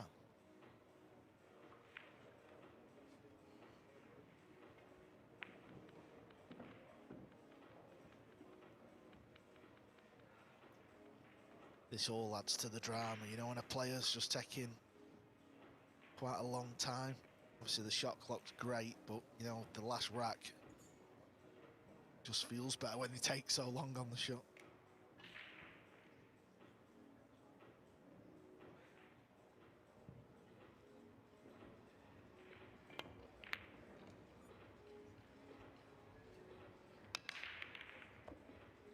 So Kaci has got the 1 in the side, and the 3 is going to not only drop into the other side, but move obligingly out of the way to let him get at the 2. Yeah, we've been talking about being patient. That's what Kledio's done, and he's now got a good look at this table. Good opportunity to pull to just 1 behind. I thought Bonga's played a nice safety shot there on the blue too, sending it round the table. Carlo can get to the right edge of this ball. Don't ask me what he's going to do. I have no clue.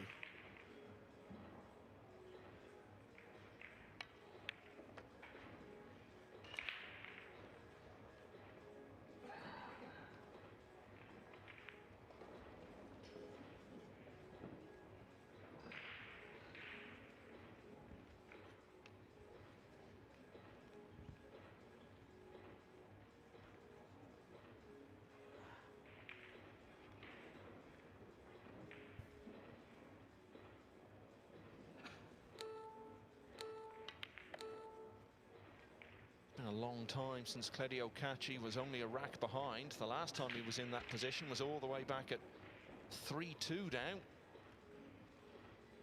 The chances there.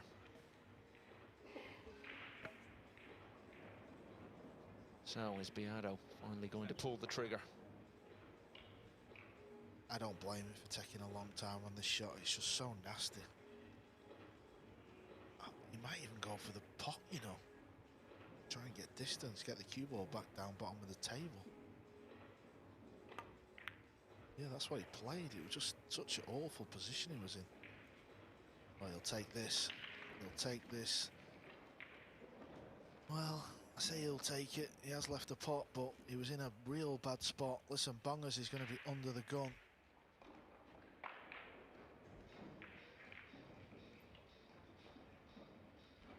Okay, back to there shortly. He doesn't like this shot, and you can see why, and the beeps are coming. In the end, he just had to basically play a slightly panic shot, Carl. Yeah, I think he's jawed himself and all. Certainly looked like it came to rest on the point. He's missed a big trick here, Michael. He's waited so long. The whole match, it's just not really gone his way. And right near the end of the match, managed to steal a rack and break and have a really good layout to get back to 8-7 with the break, of course. He's put himself in this position. If he doesn't hit this ball, he's going to be 9-6 down. He's got to hit it and hope he gets lucky. He's hit it. Has the luck fallen his way? It's not bad, mate. Yeah. That is not bad. Yeah.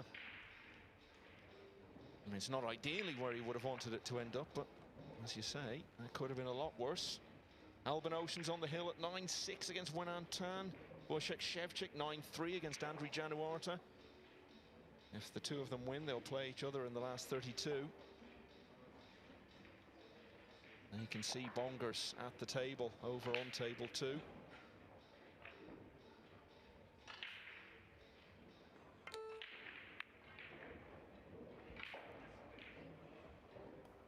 Well, has he left a shot here?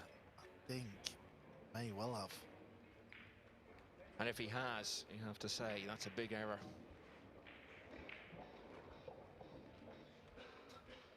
Elliot Sanderson, by the way, 3-1 up on David Al-Qaedi.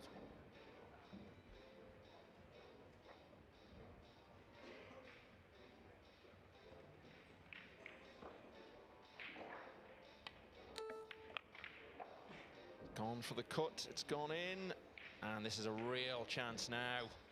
Well, the momentum was with Long Duc Tien for so much of this match. Kaci couldn't get any going, but it's all behind him now.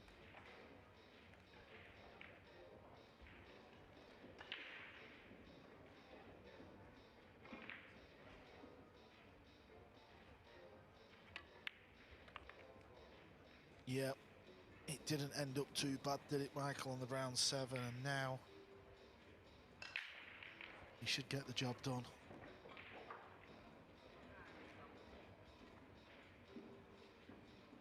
His big brother, Kaci, one of the greatest temperaments you can see on a pool table, so you would think Kledio would follow suit. Obviously still a very young man. Oh, what a nice little positional shot that is. Crowd really liked that one as well. So this, but 8-7 down with the break.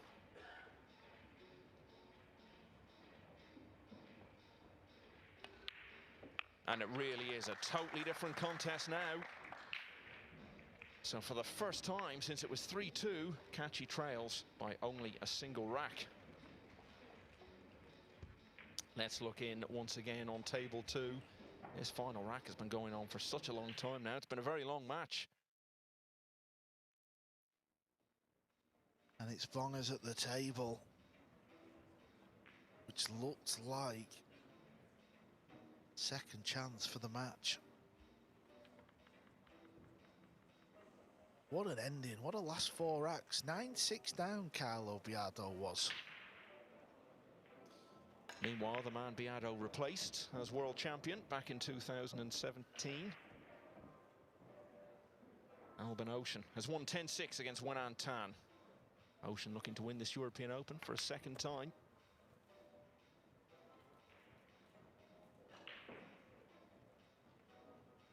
Well, what a feeling this would be for Bongers after everything that's gone on over the last half hour. If he can get over the line and add Biado to the impressive list of big-name players he's beaten in the last 12 months, it's going to be such a heady cocktail of relief and euphoria. Yeah, you would think it's over, wouldn't you? You think it's job done, but, you know, having missed that 9 ball to knock Biado out, obviously all the crowd have come gathering around the table. It wouldn't have been like that at the start of the match. Everyone's kind of like dispersed around the room. So it just builds up, doesn't it? The pressure cooker. This is what it's like in these open events. Just 4 more shots. Now it's just 3 more shots. It's just step by step to fall over the line, whatever way he can. He's got to make a decision here on where he wants the cue ball for the 8. Like I say, if this was the first rack, he'd clear these up. There's no ifs, buts or maybes.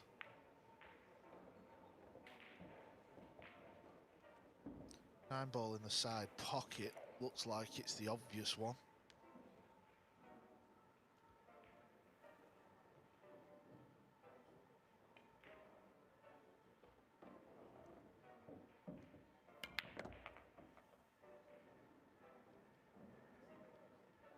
Well, he's going to have to spin this ball in. I believe he'll spin this 3 rails and just try and get the cue ball a little higher than centre. Wojciech Szewczyk is our latest winner. Andrew Januarta got to the last 16 of the last Open event in Hanoi. He won't be getting there this time. Szewczyk has beaten him 10-3 and will now play Albin Ocean. Is Bongers going to be the next player through? Well, he's looking at playing the 9 in the corner.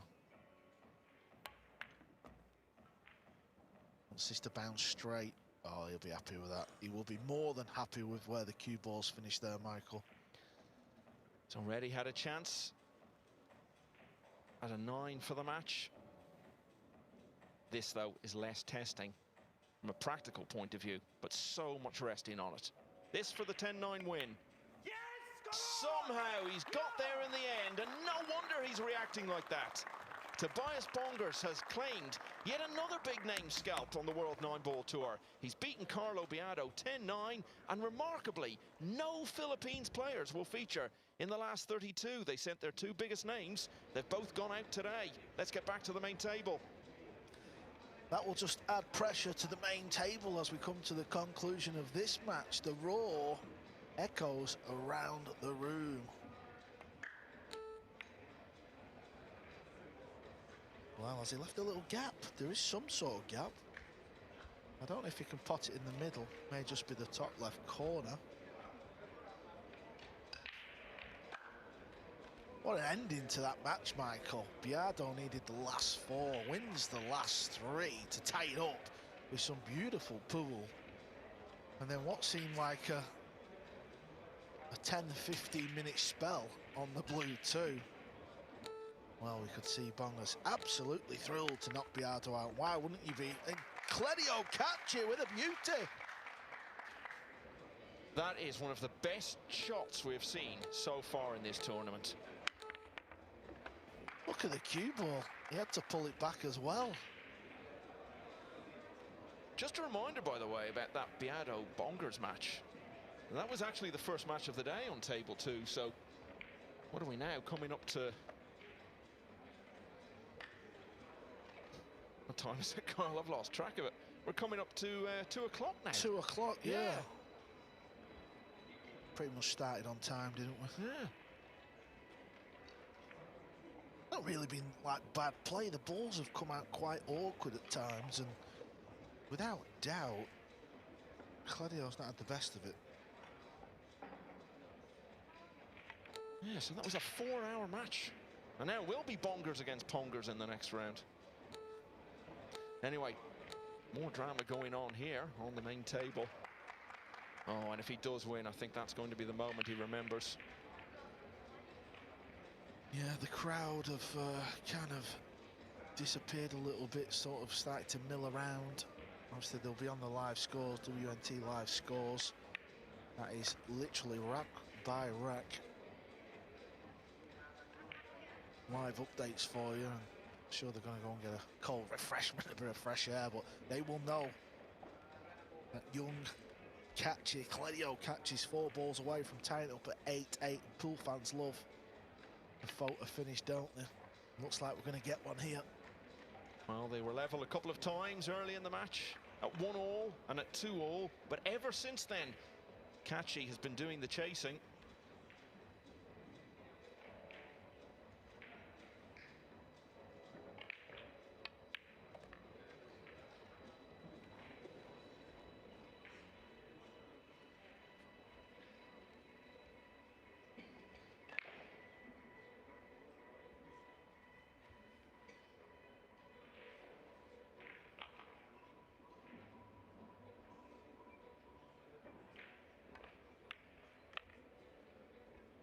It's going to be 3 racks in a row now for the teenager.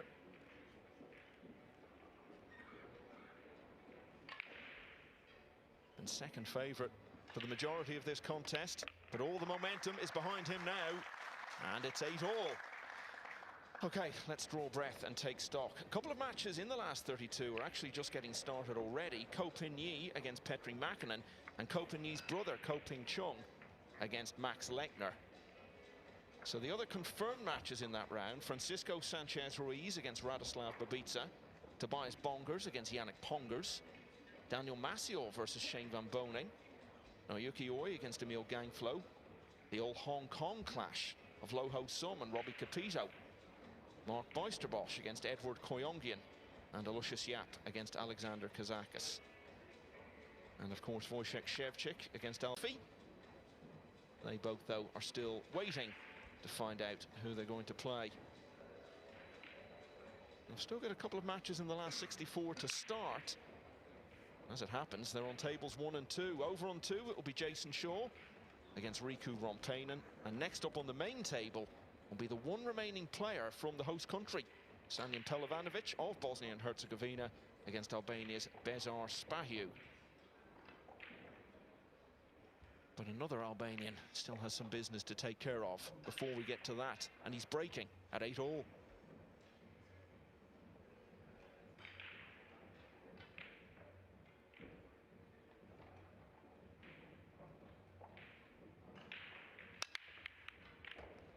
Oh, it's a perfect break.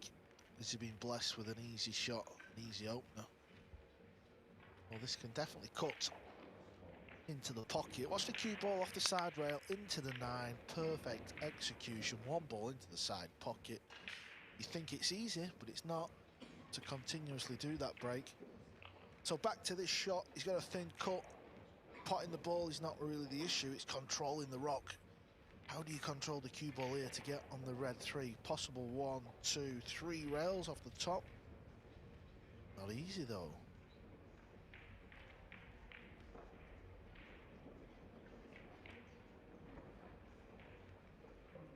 I've lost me track a little bit here, Michael. Older brother Eklund Kaci, is he due to be playing? Yeah, is he out there? He's playing right in front of us there, and he's won the first couple of racks against okay. Lou Tang, who got to the last 16 of the UK Open last year. Oh yeah, there he is. So I'm sure he's having a little nosy on his younger brother. Okay, he could hold it through the gap. It's quite handy being about 6 feet tall. The way this match has gone, it does happen this way. That's why it's important never to give up, never just sort of throw the towel in, because even if things have gone against you, the game has a knack of switching at the very end. If you look at the last 2 breaks from Kledio, he's had shots on the lowest ball. Yeah, it just wasn't happening for him at all early on in the match. In a sense, he did pretty well, even to stay in touch to the extent he did in those early racks. 1 or 2 little bits of bad luck along the way, and some generally ragged play at times, but it's looking increasingly likely now he's going to get his reward. Yeah, I'm just trying to think, was there a particular shot from Long Duc Tien that let Kledio back in? A few Kledio fans in the building. Yeah, and they've brought their flag with them. Obviously, it's a small country, so they've not had a huge amount of international sporting success. Their football team have done some amazing things in recent times. They certainly stand out in the world of pool. 4 players from Albania made the final 64. 3 of them are still in it.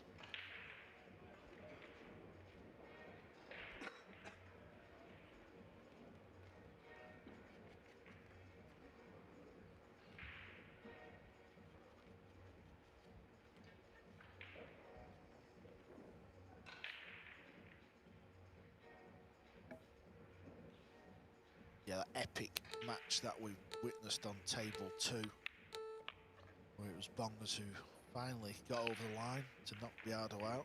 Rico Rompainen, another one of the young guns on the circuit, one of the future stars. He's playing the ever popular Eagle Eye Jason Shaw. That match has just started out. Rico broke first in that match. Yeah, so the only match we're still waiting to get started will be along, as I say, in a few minutes' time. Sanjin Pelivanovic would dearly love to keep home interest in this tournament going into the weekend. He needs 2 wins today to do that, and he's the only one left with a chance from the 47 who started out.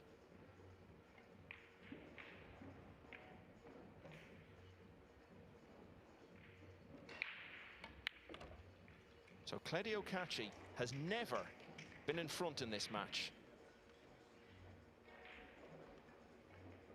He's a cool young man, isn't he, Michael? Just like his brother. Two cool customers. And as he arrives at the lead for the first time, he also arrives on the hill. He was 8-5 down, but it's 4 in a row now. And he leads 9-8, one away from a place in the last 32. Out there applauding young Kledio. They're really getting involved now. The winner of this will play either Pius Labutas of Lithuania or the Greek player Kostas Kukiadakis. Labutas is leading 7-5 at the moment. Mateusz Niegotsky, former quarter-finalist in this tournament, leading 3-2 against Moritz Neuhausen. Mario He and Jose Alberto Delgado have been in a close one all along. They were the beaten semi-finalists in the first European Open 3 years ago. He 7-5 up right now. He could really do with a deep run. It was a disappointing 2024 for him. David Al-Qaedi, past winner of this title, has won a couple in a row to level at 3-all with Britain's Elliot Sanderson. Dimitris Loukatos 2-1 up early on against Joshua Filler. Zhao Grio has a 3-0 lead over Tang Ching Ting.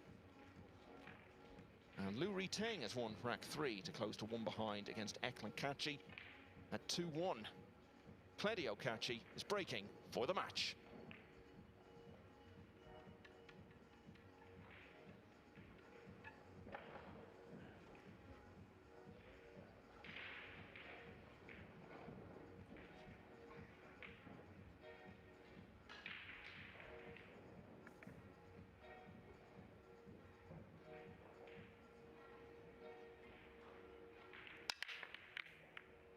You can see the difference in the break. He didn't hit it as parallel as possible. The cue ball didn't come towards the 9. It was too thin. Watch where the cue ball goes on this rail. Yeah, and it even had the wrong spin on it, so a complete miss hit. And more often than not, the balls will not go in the pocket, hence the dry break. It's funny, the opening 3 days, Michael, I didn't really do a close match. We kept promising it will come. We knew it would come. Final 64 and 32 rounds today. This is where the better players start to meet each other. And we are seeing it already. And simply no doubt we'll see more drama and more close finishes as we move through the weekend. Yeah, I'm sure Kledio would agree that his brother was involved in probably match of the year last year, the world final. Eklund versus Fedor Gorst, the biggest prize in 9-ball pool history in the Kingdom of Saudi Arabia, and it lived up to the bill, didn't it, Michael? What a final that was, what an ending. It was another year of great finals, wasn't it? Because we also had the World Masters final, Gorst beating Filler in a deciding rack. And although it didn't go the distance, given everything that was at stake with the bid for history from Shane Van Boening, the US Open final that he played against Gorst was one for the ages as well.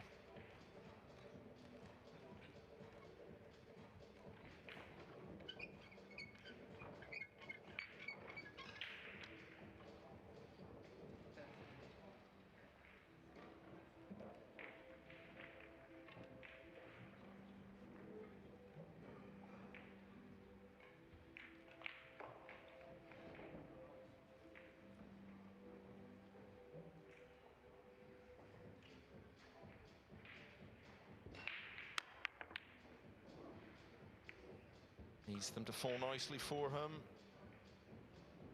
Yeah, that'll do.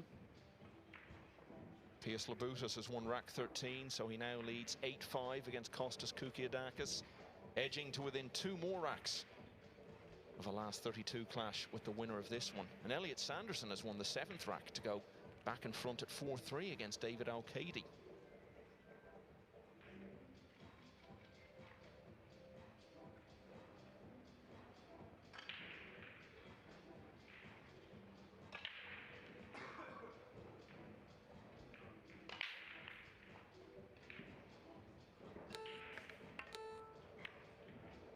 good effort. That's the intention when you're playing that sort of two-rail kick.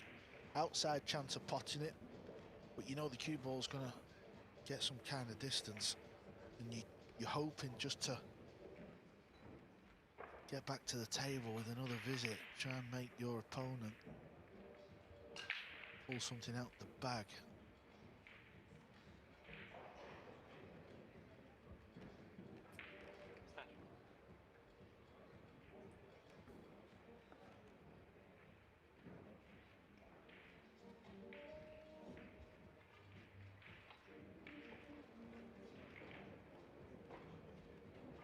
Possible rail first. He could go off the bottom rail as well and kick into the one, but one ball may hit the blue too. He's going to go this way. I think he's trying to play safe off this outside chance of potting it. Oh, he's hit it too thin, needs a bit of luck. Well, he's having a look. I think he's left the pot. This could be a chance for Long Duc Tien from Vietnam. Yes, it is. For another hill thriller here. Day 4, the European Open. And we love a final rack shootout.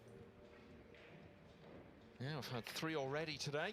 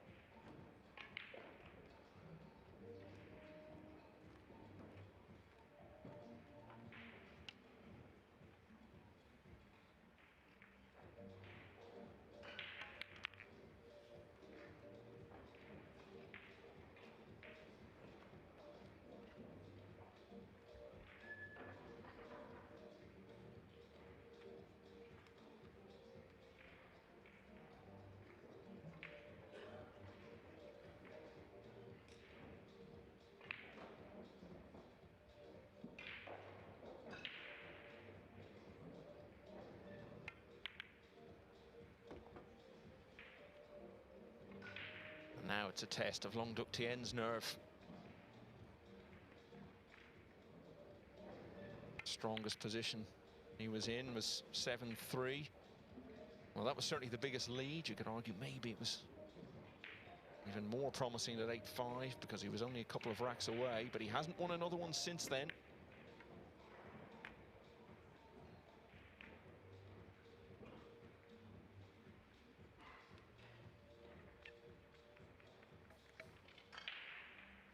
Yeah, it's one of these shots, this. I don't know if he can just drop it in and use one rail, or does he have to play the cue ball off 3 rails?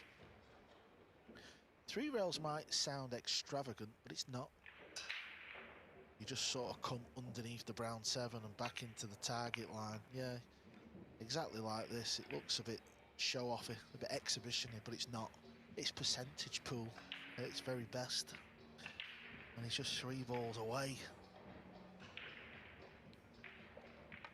from giving us some more drama here.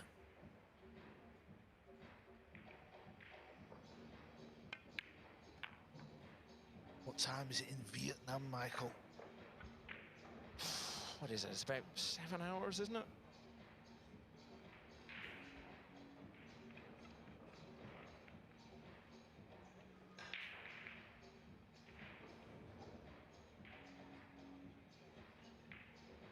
Yeah, so it's just after 8 o'clock in the evening in Hanoi. I'm sure many people there are watching this. Pool, such a mainstream sport in one of the world's most populous countries. They've got so many good players. Long Duc Tien is one of them. It would be a big breakthrough for him to reach a last 32 stage in a matchroom major event. And he's 1 rack away from doing it. He's shown great character there. Having lost all of the last 4, he's taken his opportunity, and we have got a hill finish on our hands.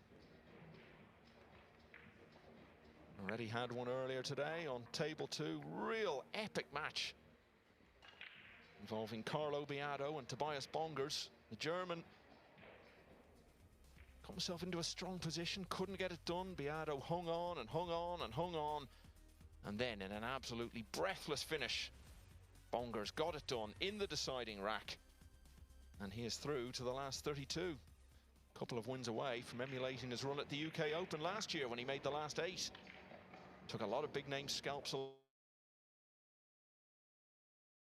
along the way. David O'Cady, Jason Shaw, Copigny. He's taken one of the very biggest today.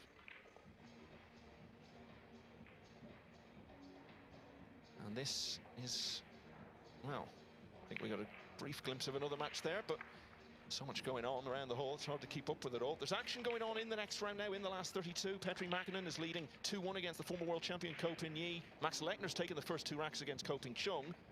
3 Indonesians made single elimination. Edward Koyongian is the only one still in it after his win over Johan Chua. He's lost the opener to Mark Bijsterbosch. As they come to the end of their first rack, here on table 1, we're starting our last, and it will be Long Duc Thiện to break.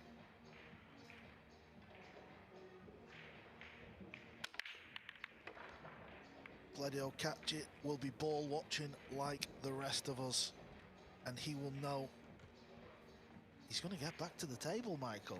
Might not be in a kind spot when he comes back to the table, but at least he's going to come back. It's amazing over the years when you play, when you've played a 2-hour match and it's hill-hill and your opponent breaks off and clears the table. There's not a worse feeling like it when you're a pool player, but the fact that at least he will get back to the table here. He should be welded behind the 6. It all depends on where Long Duc Thiện puts the 2 ball and how close he gets the cue ball to the green ball. Well, he should hit this ball. If he hits it full in the face off this right hand side rail, he's got an outside chance of potting it in the middle. But he would love to kick at this and hit the kind of bottom side of the 2 ball. That would leave distance then.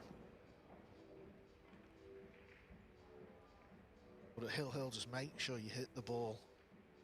Good things can happen here if you hit it. Oh, he's missed it. Has he hit it this time?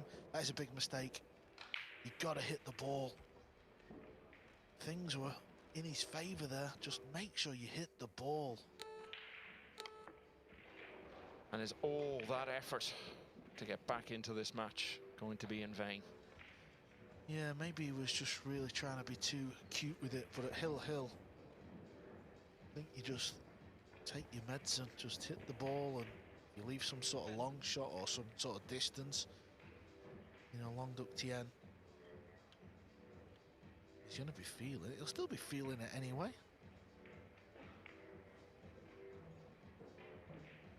He's just trying to leave the cue ball over to the left here. Well, I think he's overdone it a little bit. I think, well, I don't know. I think he can still get there with the right English. I thought you were going to leave the cue ball there and then hopefully pot the 3. Kind of go off the top. Maybe that angle wasn't there.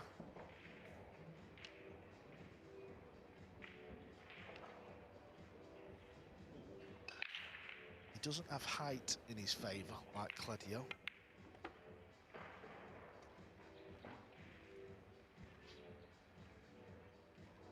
What he does have in his favour is that he's the man at the table. Nothing Kaci can do to impact on this now. Long Duc Thiện has generally been pretty effective in positions like this throughout this match. He's not got much room for error here. He can just avoid cannoning that 9 ball. Then he's got to watch this centre pocket. He's done a nice job there. He'll be happy with that.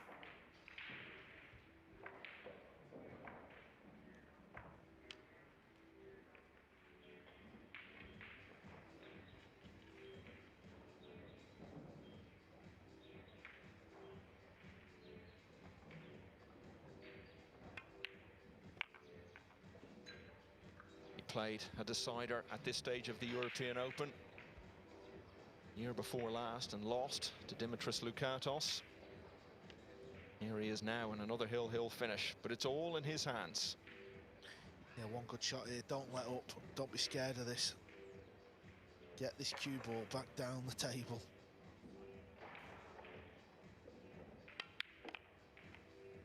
He didn't. He didn't. I thought he'd have come near the rail, you know. I thought he'd have pumped it over to the side rail and try and bounce off the second rail. It wasn't for him. Okay. Does this ball still chop, though? It's super thin.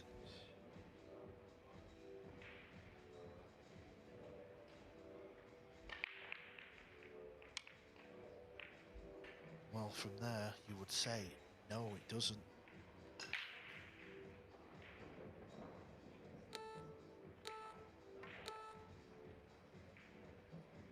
Speed looks good unless it catches the 9. Well, it's a friendly bump, but listen. 60 seconds ago, Kledio thought he were out of the tournament. He isn't. He's got to kick at this ball, surely. Well, I say that. I suppose the modern era, jump shot, hit it full, he might bank it. Old school players would kick at this ball.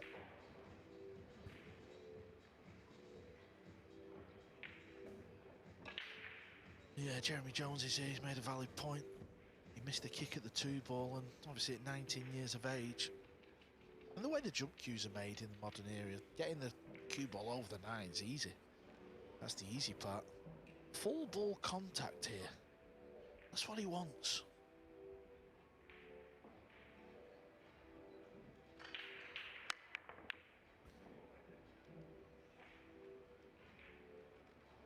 He wants this 8 to touch the rail.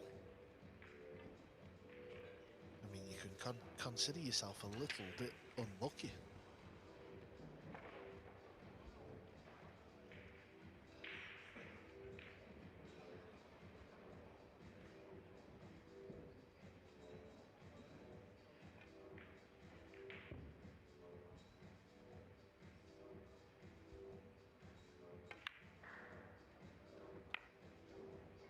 Where's the cue ball gone here? I think it's just held up.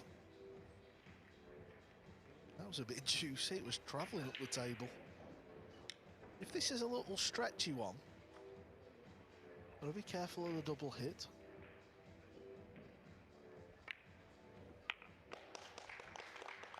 Well, the relief for Long Duc Thiện, for whom it's a case of long wait over. He kept getting to the last 64 of these events, but he couldn't get any further.